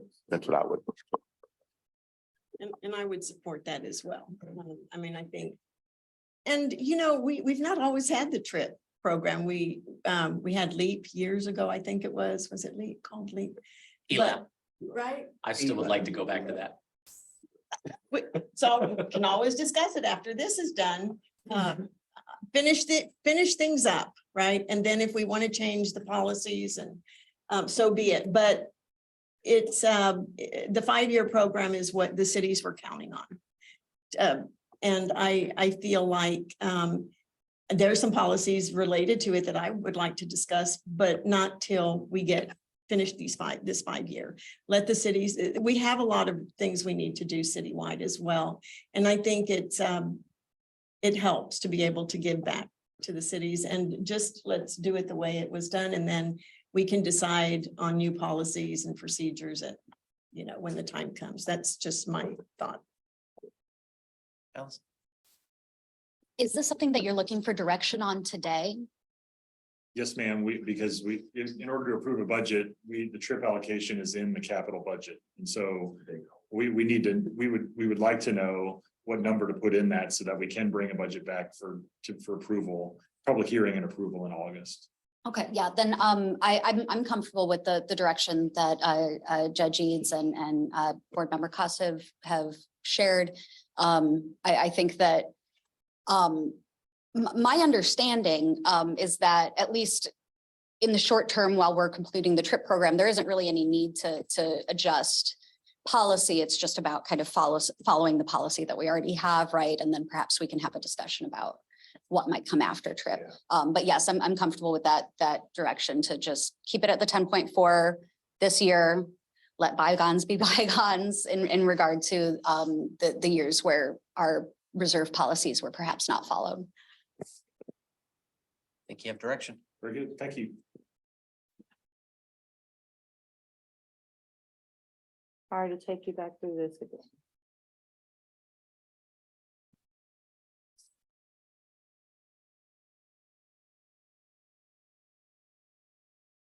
Good job. Okay. Do we have lunch or? Okay. Chair. Sorry about that. I had fire in the office. Regular agenda item number 2. So we have an update on the Collin County Rides Program and how that's working out. Of course, the media has a good picture than what we have, it seems, but Paul Christina will represent that.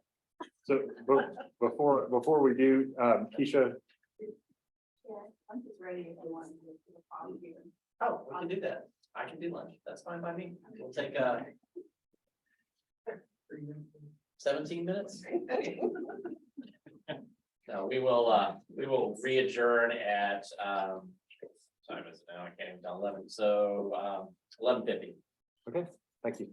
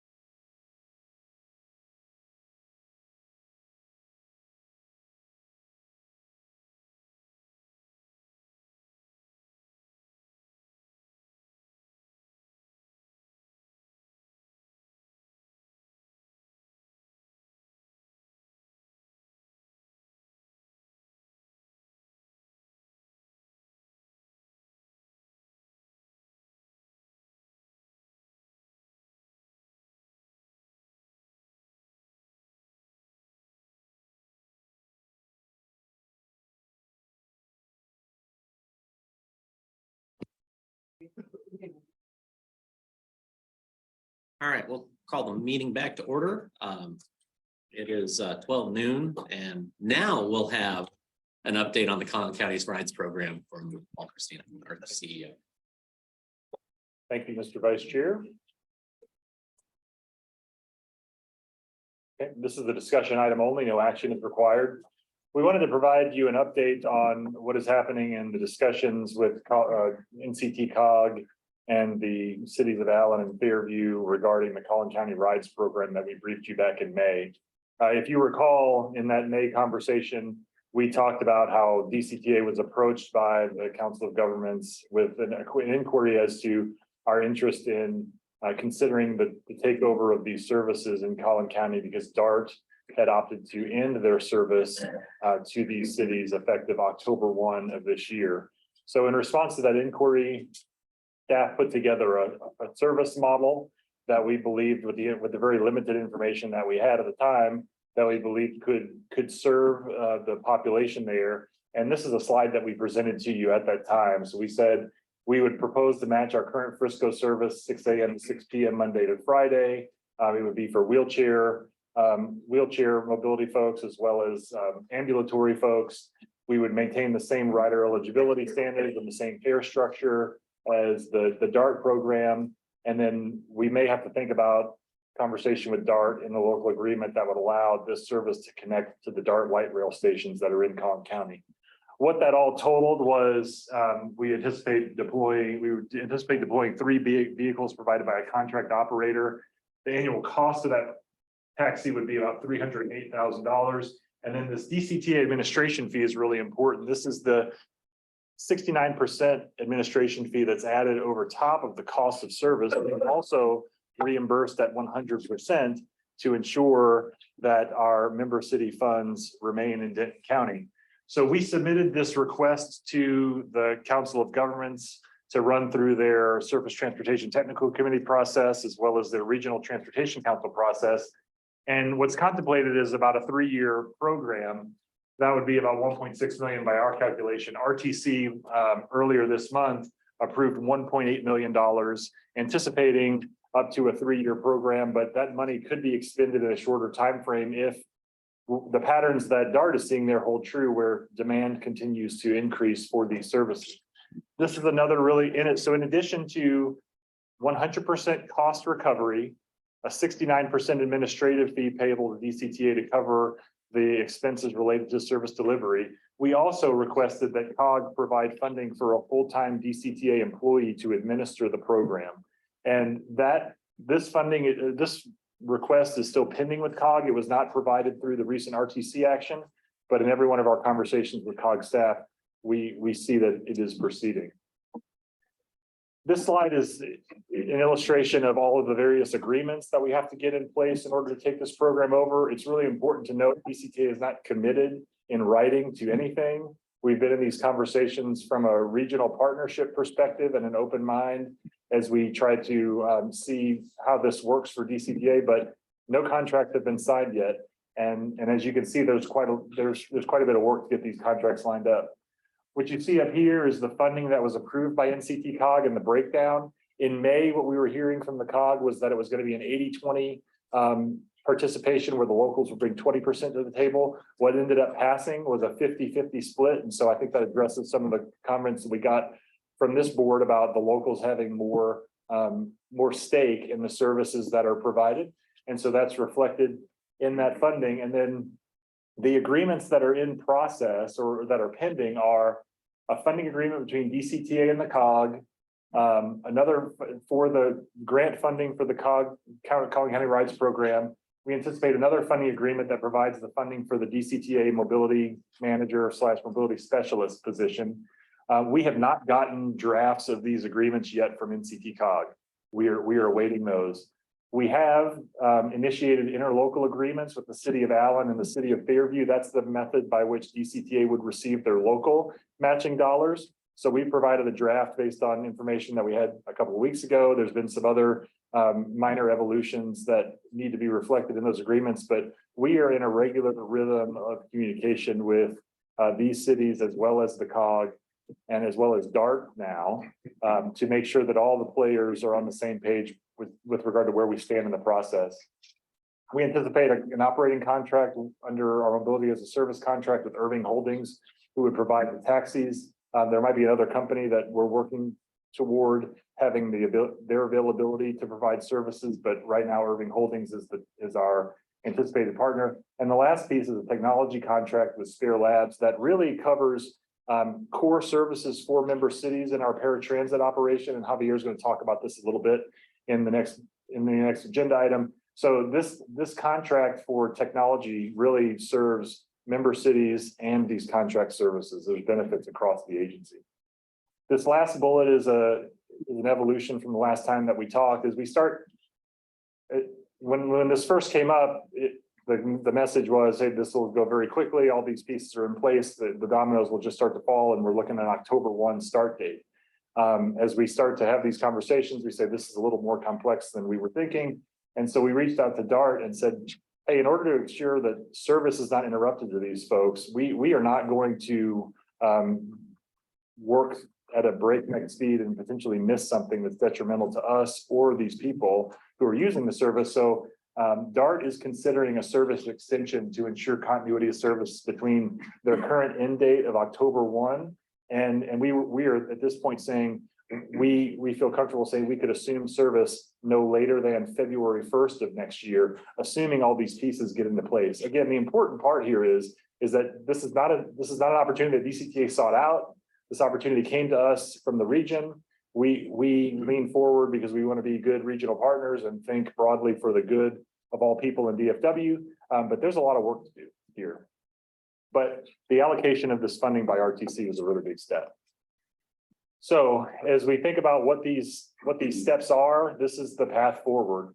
What you have here is a February 1 assumption of service date. You know, we're looking for agreement approvals. Maybe by the August board meeting, we'll have agreements for you all to approve in terms of interlocal and funding agreement. If we don't, then that just starts sliding the entire timeline to the right. And then we go back to the COG and DART and say, this is not ready. We also want to make sure we have the fundamentals of this operation stood up so that the people who are going to rely on it are going to get the service they need. But in the meantime, we'll be working on developing a communications plan and the collateral for it with kind of fill in the blanks on here's the data service and all that sort of stuff. Because we know, you know, what are the hours of service and what's the fare structure and all that sort of thing. And then this communications plan is really going to be driven by where these agreements line up. That's on the legal agency customer alignment side. The other side of this is the operations preparation. And we're going to talk about the timing of recruiting, hiring, and onboarding this mobility services specialist who would really be the person to make sure that the people who are looking for rides get the rides they need. It's kind of a supplement to our existing customer service function. But the Sphere Labs platform, like Javier will talk to in just a second, is something that we had on our radar already with regard to replacement of an existing obsolete technology system for paratransit dispatching. As it happens, this Sphere platform is what DART is using for the exercise of this program today. And so the ability to get this up and running and get the data set of the customers and what the origin destination pairs are will help us get the service stood up. And so the timing works in such a way that it makes sense to take this step right now. But assuming an approval on that contract, then we can receive the DART data set and begin standing up the interface well in advance of what we expect that February 1st timeframe to be. Other important parts that Javier will talk to in the Sphere Labs environment is we've talked about what are alternatives or what else could be done for Go Zone and microtransit. The Sphere Labs platform is what's behind DART's GoLink service, which allows a vendor neutral sort of approach to the Go Zone service that we have today. So it gives us alternatives and options if we choose to see them as we get towards the 3rd and 4th year of that VIA contract. So expect we'll bring back another update next month and just keep this top of mind as we go through the process of working through all these various agreements. Again, DCTA has not signed any document that says we're doing this service, but we have said if there's a path forward to be had, this is the path and we're working towards that end. Any questions? I don't have any questions, but Paul, I want to thank you for being proactive and certainly, you know, this board has always wanted to make sure that we get 100% recovery of whatever we do. We want to be good regional partners. I mean, we do. That's what RTC is all about. And when you think about the people that are needing this particular service, that's important, but not at the cost of the member cities, right? So with the 100% reimbursement, the 69% admin fee, and then I went and asked for an admin person, which I think is great. And so I think this again proves that we are leaders in the regional, that we want to work with the other transit agencies. And I made it very clear before we took the vote at RTC that all we were approving at the time was the funds. That nothing had been signed yet, that we were still working on the agreements. And so all that was being approved at that point were the funds so that we could move forward. Thank you. Thank you.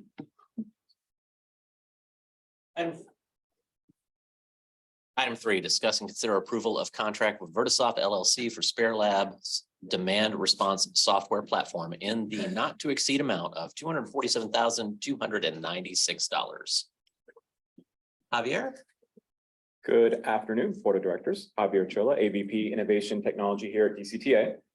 This item represents DCTA's desire to continue being innovative in our transit space by acquiring a new paratransit and demand response platform, Spare Labs.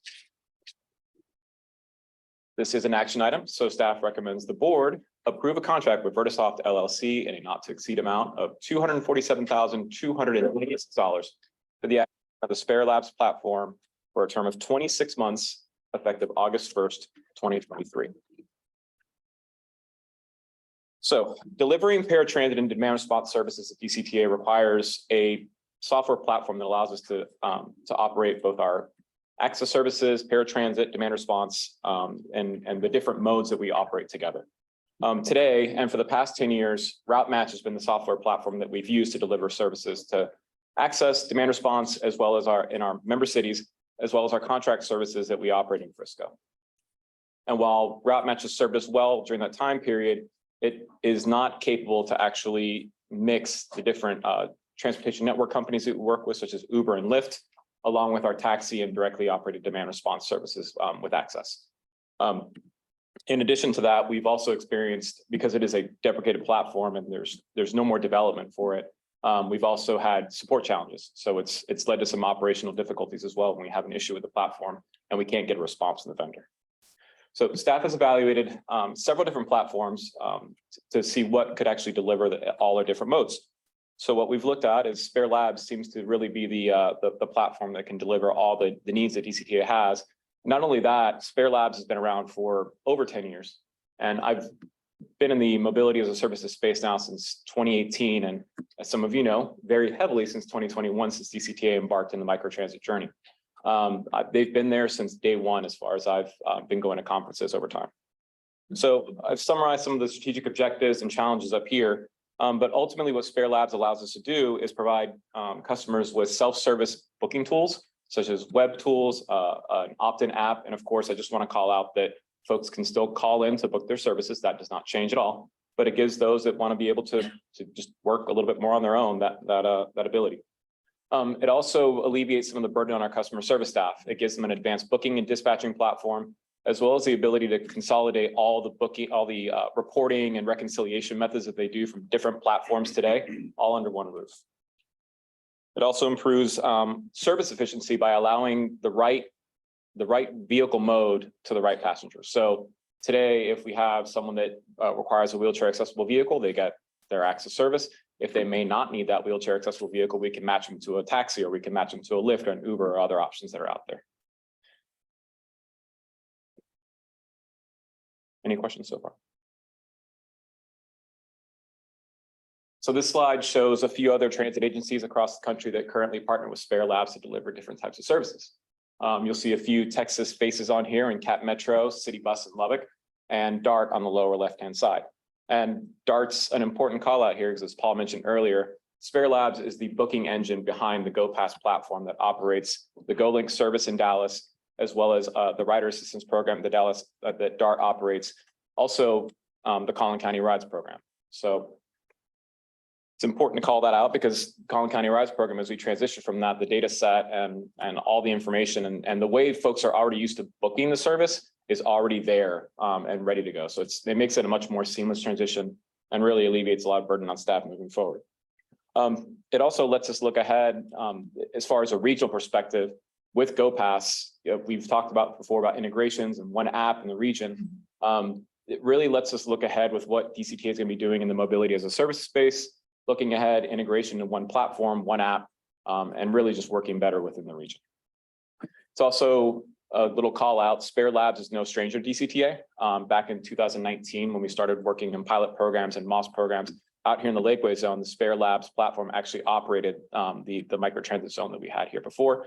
And we had really positive feedback from riders, from staff, from operators at that time. So it's been a good product in the past for us, and we're excited about it.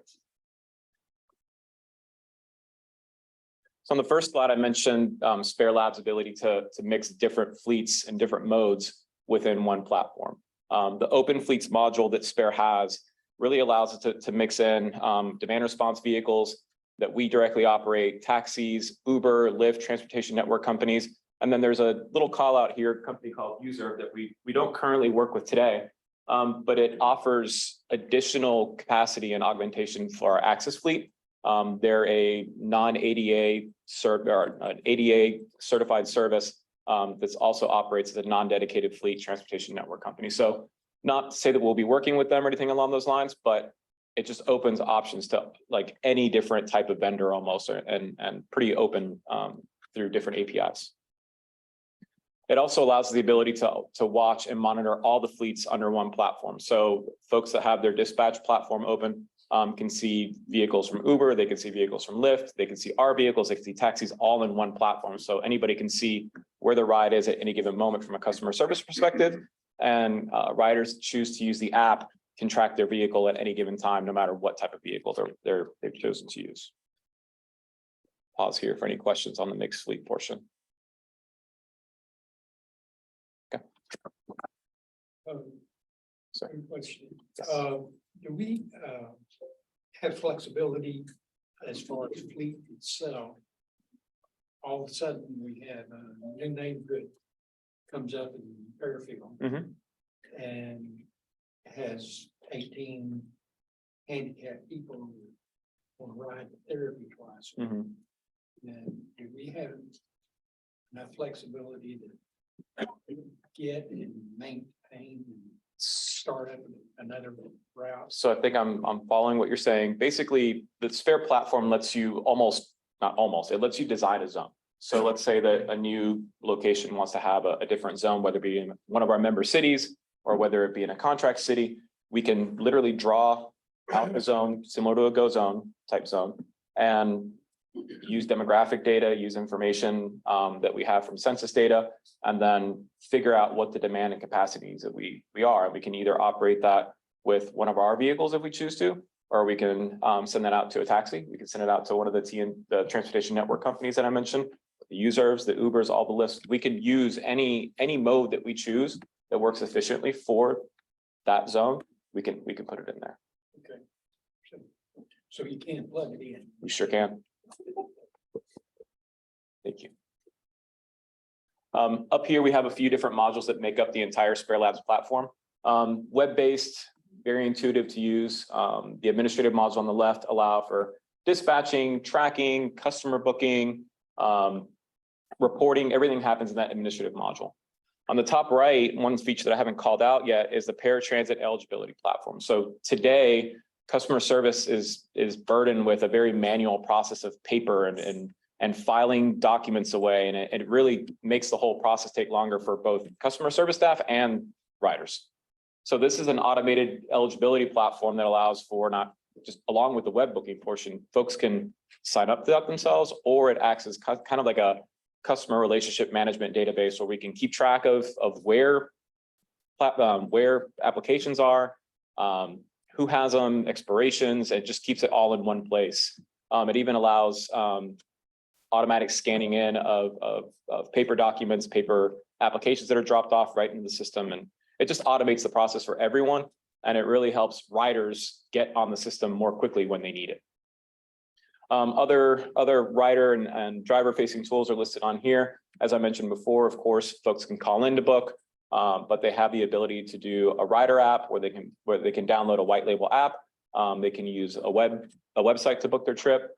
And then the driver app, of course, is a typical driver app that you'd see for a TNC type service, but it also adds the ability to have driver to rider communications. And what that allows is folks that don't know, or if a driver is trying to look for their passenger and they can't find them, they can call them very easily through the app without having to dig for a phone number or anything like that. That information is already plugged into the trip itself. Good question. Yes, just about the app. Pardon me. So from my perspective, and I recognize that I'm not the target audience here, but from my perspective, it feels a little bit like, okay, we've got, this is going to be a third app, fourth app if for riders who use the transit app that our riders are going to have to download. Yeah. Do you find that our paratransit riders generally are only using paratransit, or is there going to need to be some thought given to integration between all of our various apps that we have our riders download? So that's a really good question, and one that I figured would come up because we've talked about how many apps we have in the region, right? I think it's fair to say that a lot of the apps that are out there right now, like GoPass, it also doesn't do the paratransit portion, or ADA trips as well, right? So DART hasn't figured that out yet. But I think, looking ahead is the fact that Spare already integrates into the GoPass app. Not something I've spoken to them yet, and there's no roadmap that I know of, so I'm not going to speak out of turn. But DART right now uses the rider eligibility program, and that's basically a white label version of the Spare app for their other contracted services as well. So for example, the Collin County Rides program today uses the Spare app to book trips as well. So good question, something that I am a little nervous about too, putting out too many apps in the region. But I think that as we continue to work as a region, we'll kind of figure out where we're going with that aspect, because I also don't want to flood the market with apps. I'm satisfied with that. Yeah, I mean, we need something that's user-friendly and tailored to the needs of our paratransit users, but I trust you to be mindful of too many apps. Appreciate it, believe me. I just want to highlight something that he talked about with regard to paratransit eligibility and the automation of that process.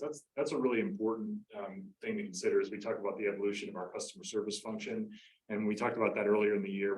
The question came up about, well, what can be automated? What can be enhanced by technology and all that sort of stuff? This is exactly that sort of opportunity where today riders are made eligible through paper forms and transcribing from paper into the computer. This would be a big step forward and a big load lifted again for our paratransit riders in our member cities. So what am I asking for? So Spare Labs is a software as a service platform. It's comprised of the base modules required to operate the service. It's implementation services, customer success in the form of customer support. And then there are some per vehicle charges that are basically comprised of the size of our access fleet. There's some call outs on the right, because I think it's important to know who is this for, right? So there's courses, the DCTA paratransit service and contract services that are shared up on the top on the first three up there. But then everything below that with the other DCTA paratransit line is very much dedicated is for our access fleet in our current member city service zone. So ultimately, the recurring annual fees for the software platform are $92,000 per year approximately.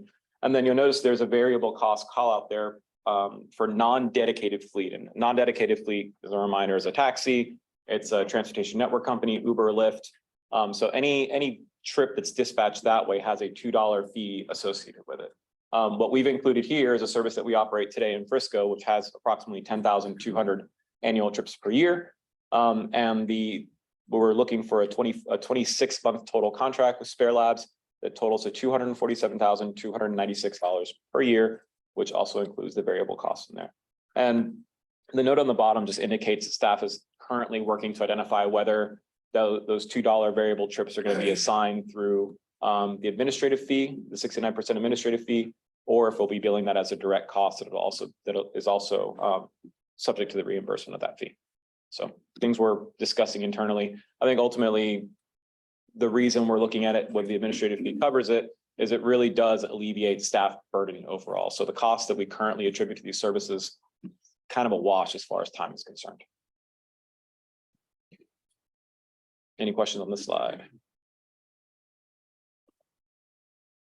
Okay, and as a reminder, staff recommends the board approves a contract with Vertisoft LLC in a not to exceed amount of $247,296 for the acquisition of the Spare Labs platform for a term of 26 months beginning August 1st, 2023. So Javier, I wanted to just thank you. I know that this has been a long time coming. This very antiquated system that I've actually helped people fill out those forms. It's a nightmare. And I can only imagine that it is for staff as well. So thank you so much for doing so much homework on what we need. I love that it's used by other of our transit agencies, that we eventually can work off the same platforms. It's been tested and true. And so with that, I'd like to make a motion to approve. I have a motion. Do I have a second? Second. I have a motion and a second. Any further discussion? Hearing none, council, our board, if you wouldn't mind, please, all those in favor signify by saying aye. Aye. Any opposed? Motion passes. Thank you, board.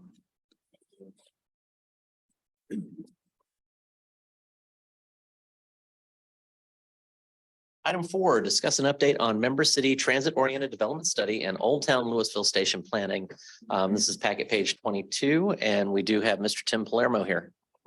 Good afternoon, board. This is our first update of the member city transit oriented development study, which we kicked off in January. Sorry. A quick refresh. What makes transit oriented development different than other forms of master plan development? In short, transit oriented development produces environments which are walkable, connected, and integrated in a fashion which reduces automobile dependency. Many of the components of any development, connections, land use, character, and form, are all still present in transit-oriented development, but they're integrated in a fashion that encourages interaction between complementary land uses on foot or bicycle. Why is DCTA getting into and getting excited and sharpening our focus on transit-oriented development? It's primarily to sharpen ties with planning officials at our member communities and to become an economic development partner with policymakers in our member cities and the larger development community. For project management, we're currently on schedule, the right task at the right time. We've done a lot of we've had stakeholder outreach meeting with a project advisory group made up of representatives from each member city, as well as done a lot of context mapping and a lot of feet on the ground on the sites. We'll be back I'll be back in October to update provide an update and present the refined concept master plans for the station areas, as well as Old Town Louisville for board feedback.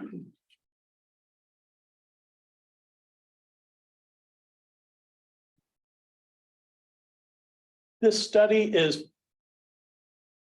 meant to demonstrate a planning process that's replicable and transferable to a wide range of context areas.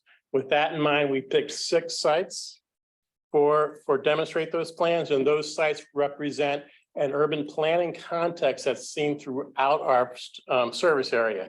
We have campus, suburban activity center, emerging greenfield, environmentally sensitive area, and connected suburban infill sites.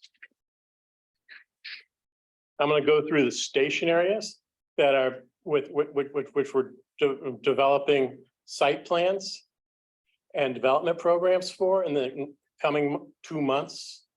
And illustrate some of the concepts we've been looking at. The first is the campus station. It's at the intersection of the KCS line at Oak Street on the west side of I-35. Major destinations in the area are the hospital, UNT, local parks. There's already a mixture of land uses on the east side and great future developments on the west side of the alignment. And there are several large sites located at the north of option 1. And primarily for that reason, our preferred station location is option 1 due to increased access to I-35 and Oak Street and the additional long-term development potential to the north. Next is a recreational active living, which is located at the alignment and US 377. And option 2 is located further south, Country Club Road and Ryan Road. This is a lot of conventional residential development on the east side of the alignment, and some floodplain environmental restrictions, as you can see on the west side. Option 1 has floodplains and some of it's wildfire urban interface area. And option 2 has a fair amount of active gas wells. This one's pretty challenging, but there are development opportunities north of 377. So for that reason, option 1 was the preferred option due to the higher TOD development potential along 377 and its proximity to a park, planned park. Suburban Activity Center is Justin Road in Highland Village. There are 3 options. The third one is along Highland Village Road. And that was based on feedback from an advisory group member, stakeholder in Highland Village. Option 2 is on the south side near the Stonehill Pump Station at Justin Road and Selmeyer. And option 1 is at the Stonehill Farms Parkway and Justin Road.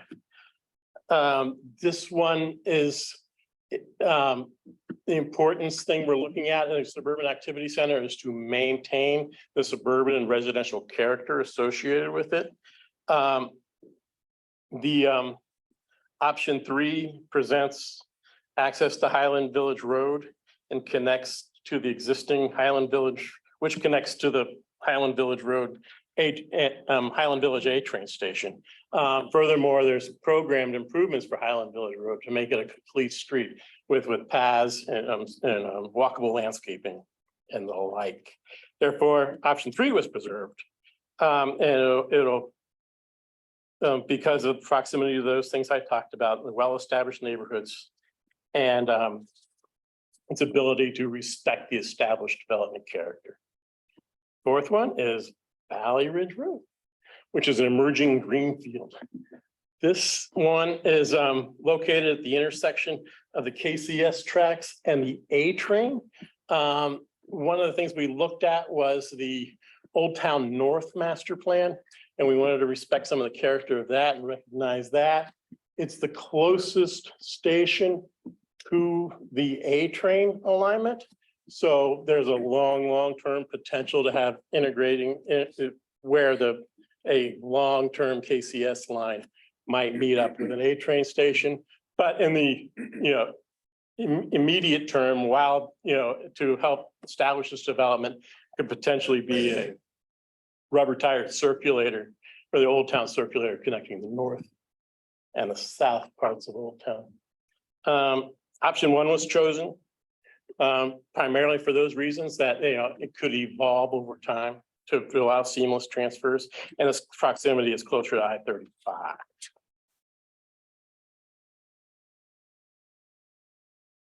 Parker Road is environmentally adjacent. There's 3 options here. They're all kind of hemmed in by the Corps of Engineer properties, the nature preserve. Option 2, northwest of Highway 121, but still, pretty close to the nature preserve. And option 3 is on the south side of Parker, near Indian Creek. There's a lot of development constraints at this site. Especially, and you know, there's the nature preserve limits access to option 1. But there's no real significant development or redevelopment opportunities associated with option 2. And there's floodplains with option 3. So for all those reasons, we selected option 1 because of its proximity to the existing neighborhoods and its position to respond to redevelopment at that industrial site as it transitions into another phase of development. Okay, last one.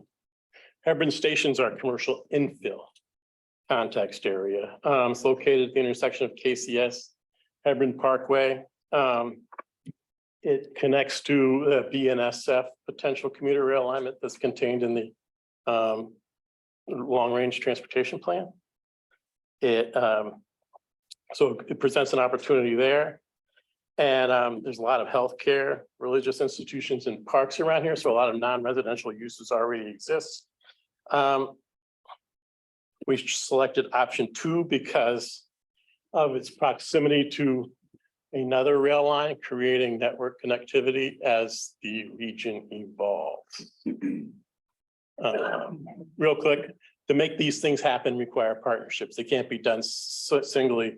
It's a partnership between regulators, policymakers, and the development community, and the larger region to help fund it as well. To achieve goals such as, for us, enhancing ridership and becoming an economic development partner. For the larger region, other goals is to induce economic development by having workforce housing available, which reduces congestion and makes our area more attractive. And that can be done by advancing the timing through expedited review, advancement and financing of needed infrastructure. The second half of this presentation, I'll get that later, is Old Town Louisville. Old Town Louisville is not a concept. It's the Old Town Louisville A train station, as you know, and it is a part of this study because of its proximity to the KCS corridor. And therefore we included it in our grant to FTA to fund this study. We currently have $8.9 million available to redevelop this site from a grant we received, I think in 2019. And some of that money was already used to acquire the Burns property. But today I want to talk about what the development program and phasing and infrastructure needs of that would be, different ways we can structure deals for developing that land, and what to plan for ahead. So far, we've used the Old Town Louisville transit-oriented development, the update of that, as our starting point for identifying a suitable development program for this site. It's already been market tested, but there's been a lot of outreach associated with it. So we use that as a starting point, then we'll refine it based on a tighter resolution and changing economic conditions, frankly. And we've already had one sit down with Louisville staff, and we're going to have at least 2 more opportunities to have a hands-on design session. I'll talk a little bit more about that later. And with our ultimate goal and the schedule is to have a draft RFP or RFQ ready for review and outreach by the end of the year.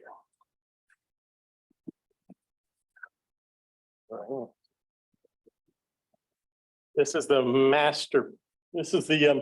transit-oriented development master plan I just spoke of. Some of the big elements of that is to build upon historic Old Town, encourage transit-oriented development around the station, and create an innovation district east of the rail, where most of the primary redevelopment would take place. And our site kind of bridges those 2 areas with the station. So we're have a good locational advantage in context of the larger Old Town transit-oriented development plan. With that, we've done some refinement and phasing of the development program. We've our DCTA headquarters where Paul wants a big boardroom that overlooks the station would be part of phase one, which has about 48,000 square feet of office or flex space. Phase two could potentially be a multifamily residential building. And we're exploring low-income tax credit opportunities, and we're trying to find partners that could use the low-income housing tax credit to help finance that phase. And the third phase would be a potentially mixed-use activity center, kind of that office, restaurant, and parking that is sized in a manner that encourages transit use, but is also complementary, so it can be shared between uses. Different ways of putting this together. There's lots of different models. DCTA, we could actually function as the master development of this. There's some opportunities of that. We'd have to come up with our own financing.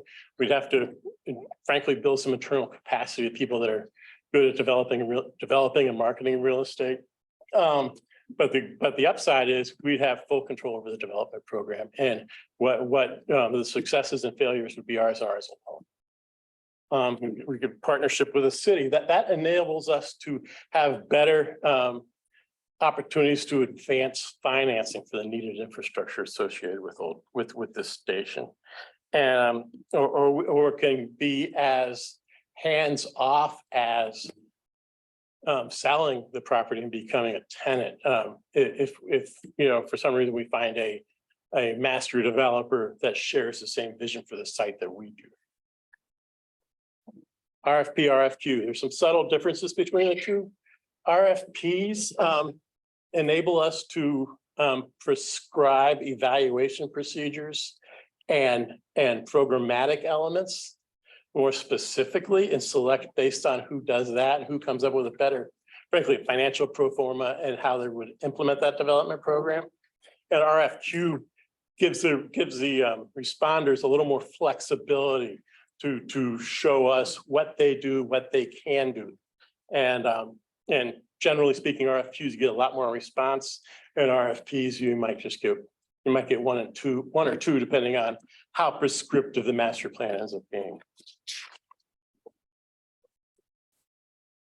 And I'd like to pause there if I could and just ask the board a question, which is, as you all have thought about this Old Town Louisville development, where does your mind go on that spectrum of options of DCTA as the master developer or DCTA as a tenant and just selling it to a developer? And then with regard to how prescriptive do we want to be about the outcomes of this? Because like Tim said, we're getting to a place where we'll have a pretty good development program defined by the end of the year as to what is possible here. And we'll have to start making those decisions in terms of how to move the project forward. So I'm curious in you all's mind as to how you've thought about this project proceeding.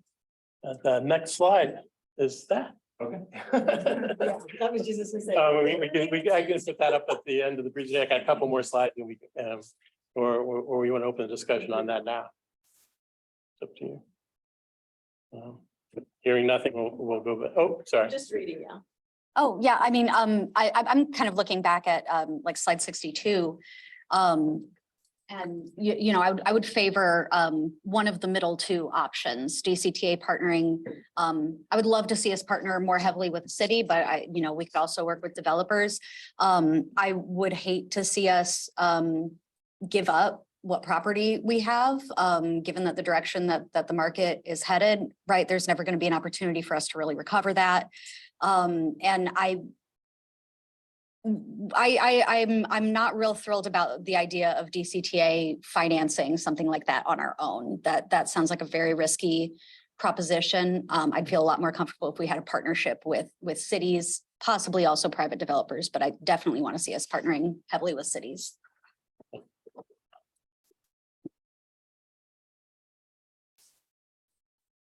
And I think it's a bigger discussion. yeah, I like the RFQ process. I think that gives you some options. I can tell you that the city of Louisville is not typically interested in becoming a landlord. So that would not be that's not a business model we've ever taken on. So that would be way outside the box. But that being said, we have a pretty impressive master plan for that area, as well as, understanding of what streets, sewer, drainage is required in that area. So you're definitely going to want to work. There's no sense in recreating the wheel on that. Workforce housing is definitely a piece that we're looking at in that area. And I think there's some great public-private partnerships that can come from that development. Our RFQ process for Lake Park brought some really great opportunities to the city. So I think there's definitely options. And I know we've got developers that are trying to figure out how to aggregate stuff down there. I don't have a problem with DCTA finding a revenue stream. But I don't see the city being part of that revenue stream, just from the overhead and management perspective of city staff. Now, with that being said, our city manager may come around and smack me in the head and say something different. But that has just not been historically something that the city council has bid off on. One component of both the contextual master plans as well as the Old Town Louisville plan is going to be, we're going to look at the net change and ad valorem assessments associated with the phases and build out associated with that. And that's the value add associated with transit supported development, and how that value might be captured to prepay or finance some of the infrastructure needs associated with them. In addition to the fiscal impact, we're also looking at kind of the regulatory challenges. We'll look at what the build out potential will be under existing land development regulations and what changes might be needed to those land development regulations to achieve the vision expressed in the concept plans, or the, we already have a good plan in Louisville, but as well as not just in terms of straight entitlement, in terms of use, density and intensity, but in terms of the nitty gritty of a land development regulation, in terms of location, form, parking, things like that.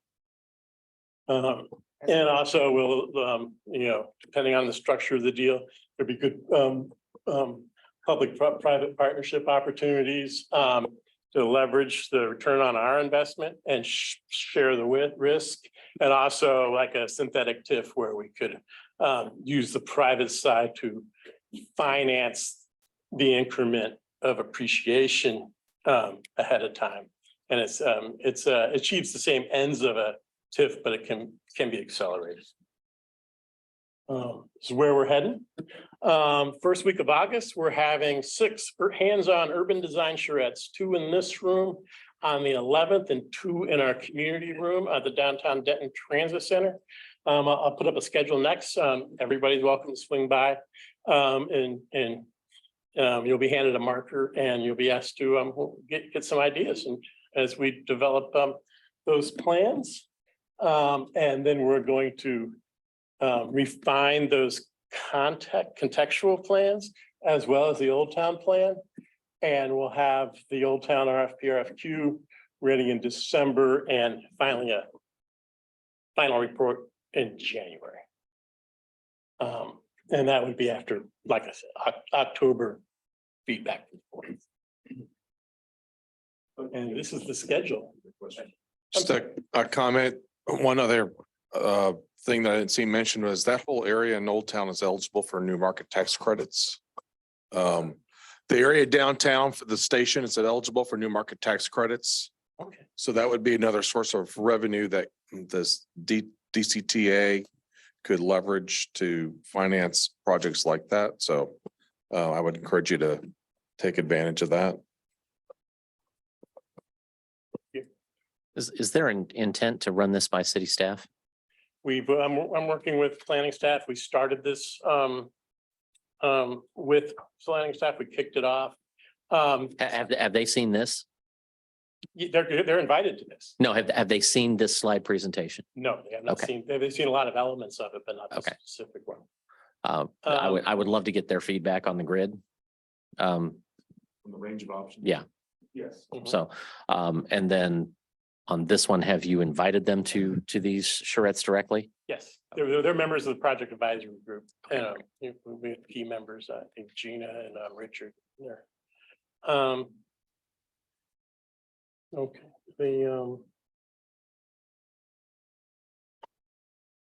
any other questions?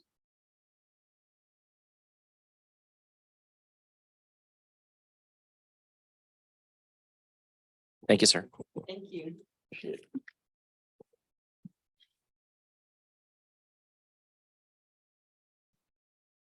All right, item 5, we'll discuss local and regional transportation updates and legislative issues. Joe, we'll start with you.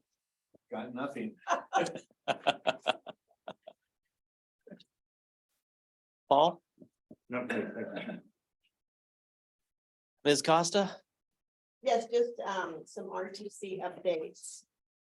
And want to thank Brittany for always helping me through the RTC agenda, which is can be crazy sometimes. One of the things that one of the items was the Dallas area rapid transit in the city of Dallas, the Silver Line policy statement and funding. It was seeking approval for the last component between the city of Dallas and DART.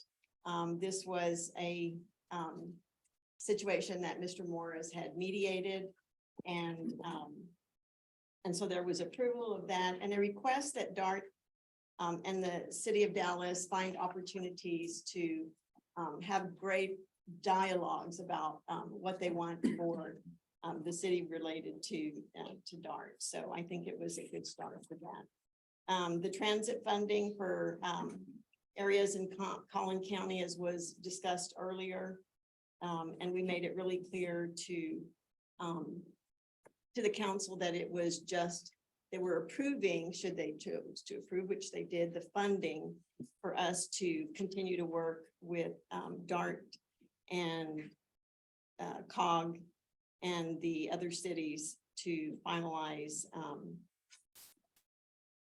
the transit funding for Collin County.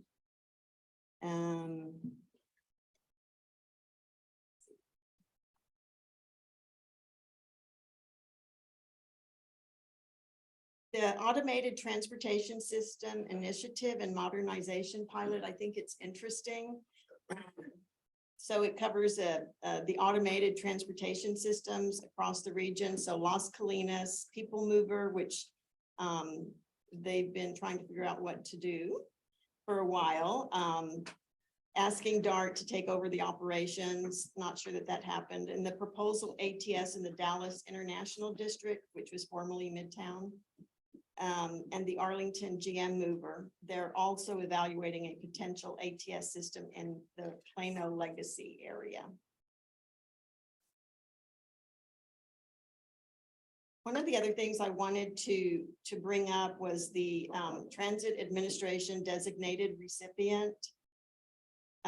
So it's information supporting materials were provided, and it's based on the 2010 census.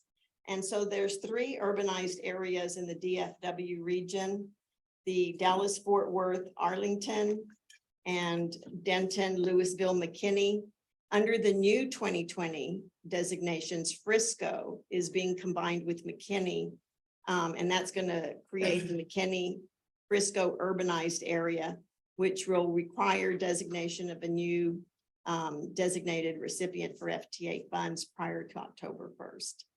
So just wanted to update the board on these RTC items. Thank you, Mr. Chair. any other regional transportation updates from anyone in the room? That we will just make a quick mention that we do have information reports. Our monthly safety service and ridership reports are available in the packet. They're also on the agency's website. So safety performance, service performance, ridership by mode, connect ridership year over year, A-Train, 6 route, and UNT ridership. So all great data for folks to dig into. For you spreadsheet junkies, you're gonna love it. The second item in there is DCTA fair policy scope.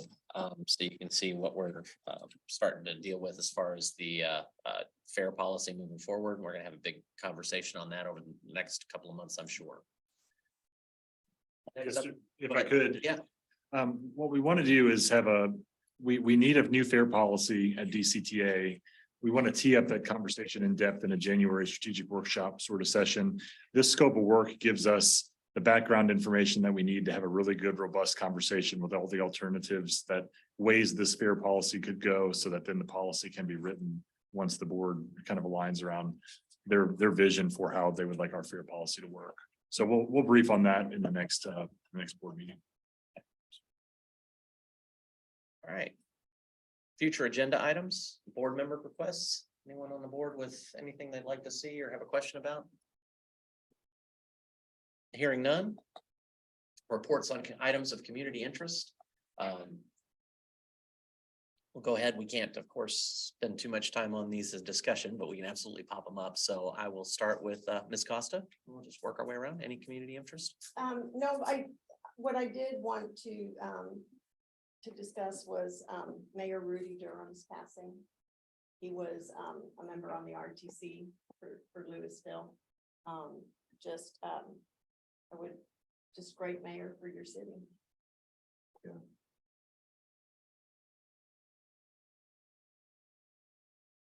Allison? Judge Eads? I would just echo Mayor Costa's comments about Mayor Durham, and he was a great friend and great public servant and on the council for all those so many years, and sat with him for so many years at RTC, and he was a great supporter of this agency and great improvements in Louisville and across Denton County, and appreciate his service at the appraisal district too, for decades of service to the appraisal district as well. So thank you. One on the back row. Appreciate y'all being here. Thank you all for your time and attention. Yeah, Rudy, the loss is definitely a big one for the city. We're saddened. His family, of course, is extremely private, so we'll get information as we get it. But Rudy served long, served well, was one of 5 mayors that actually graduated from Louisville High School. So he has huge shoes to fill. But he was absolutely instrumental in some of the ways that I think about how the city progresses and how council should be run. He does a great job, did a great job, and he will be sorely missed. With that, Sir, yes, sir. can I have one? Absolutely. Just to be aware, DCTA is going to be present at the Congressman Burgess 2023 Energy Summit and Fair happening at North Central Texas College Champion Circle this Saturday morning from 9 to 12. This is an event that we support every year with information about transit services in Denton County. It's a great forum for people interested in the topic overall. So thank you for that. No, thank you, sir. Any others? All right. Do we have anything for executive? No executive. All right. As there is no additional action to be taken in today's meeting, we stand adjourned. And that is 12:57 p.m.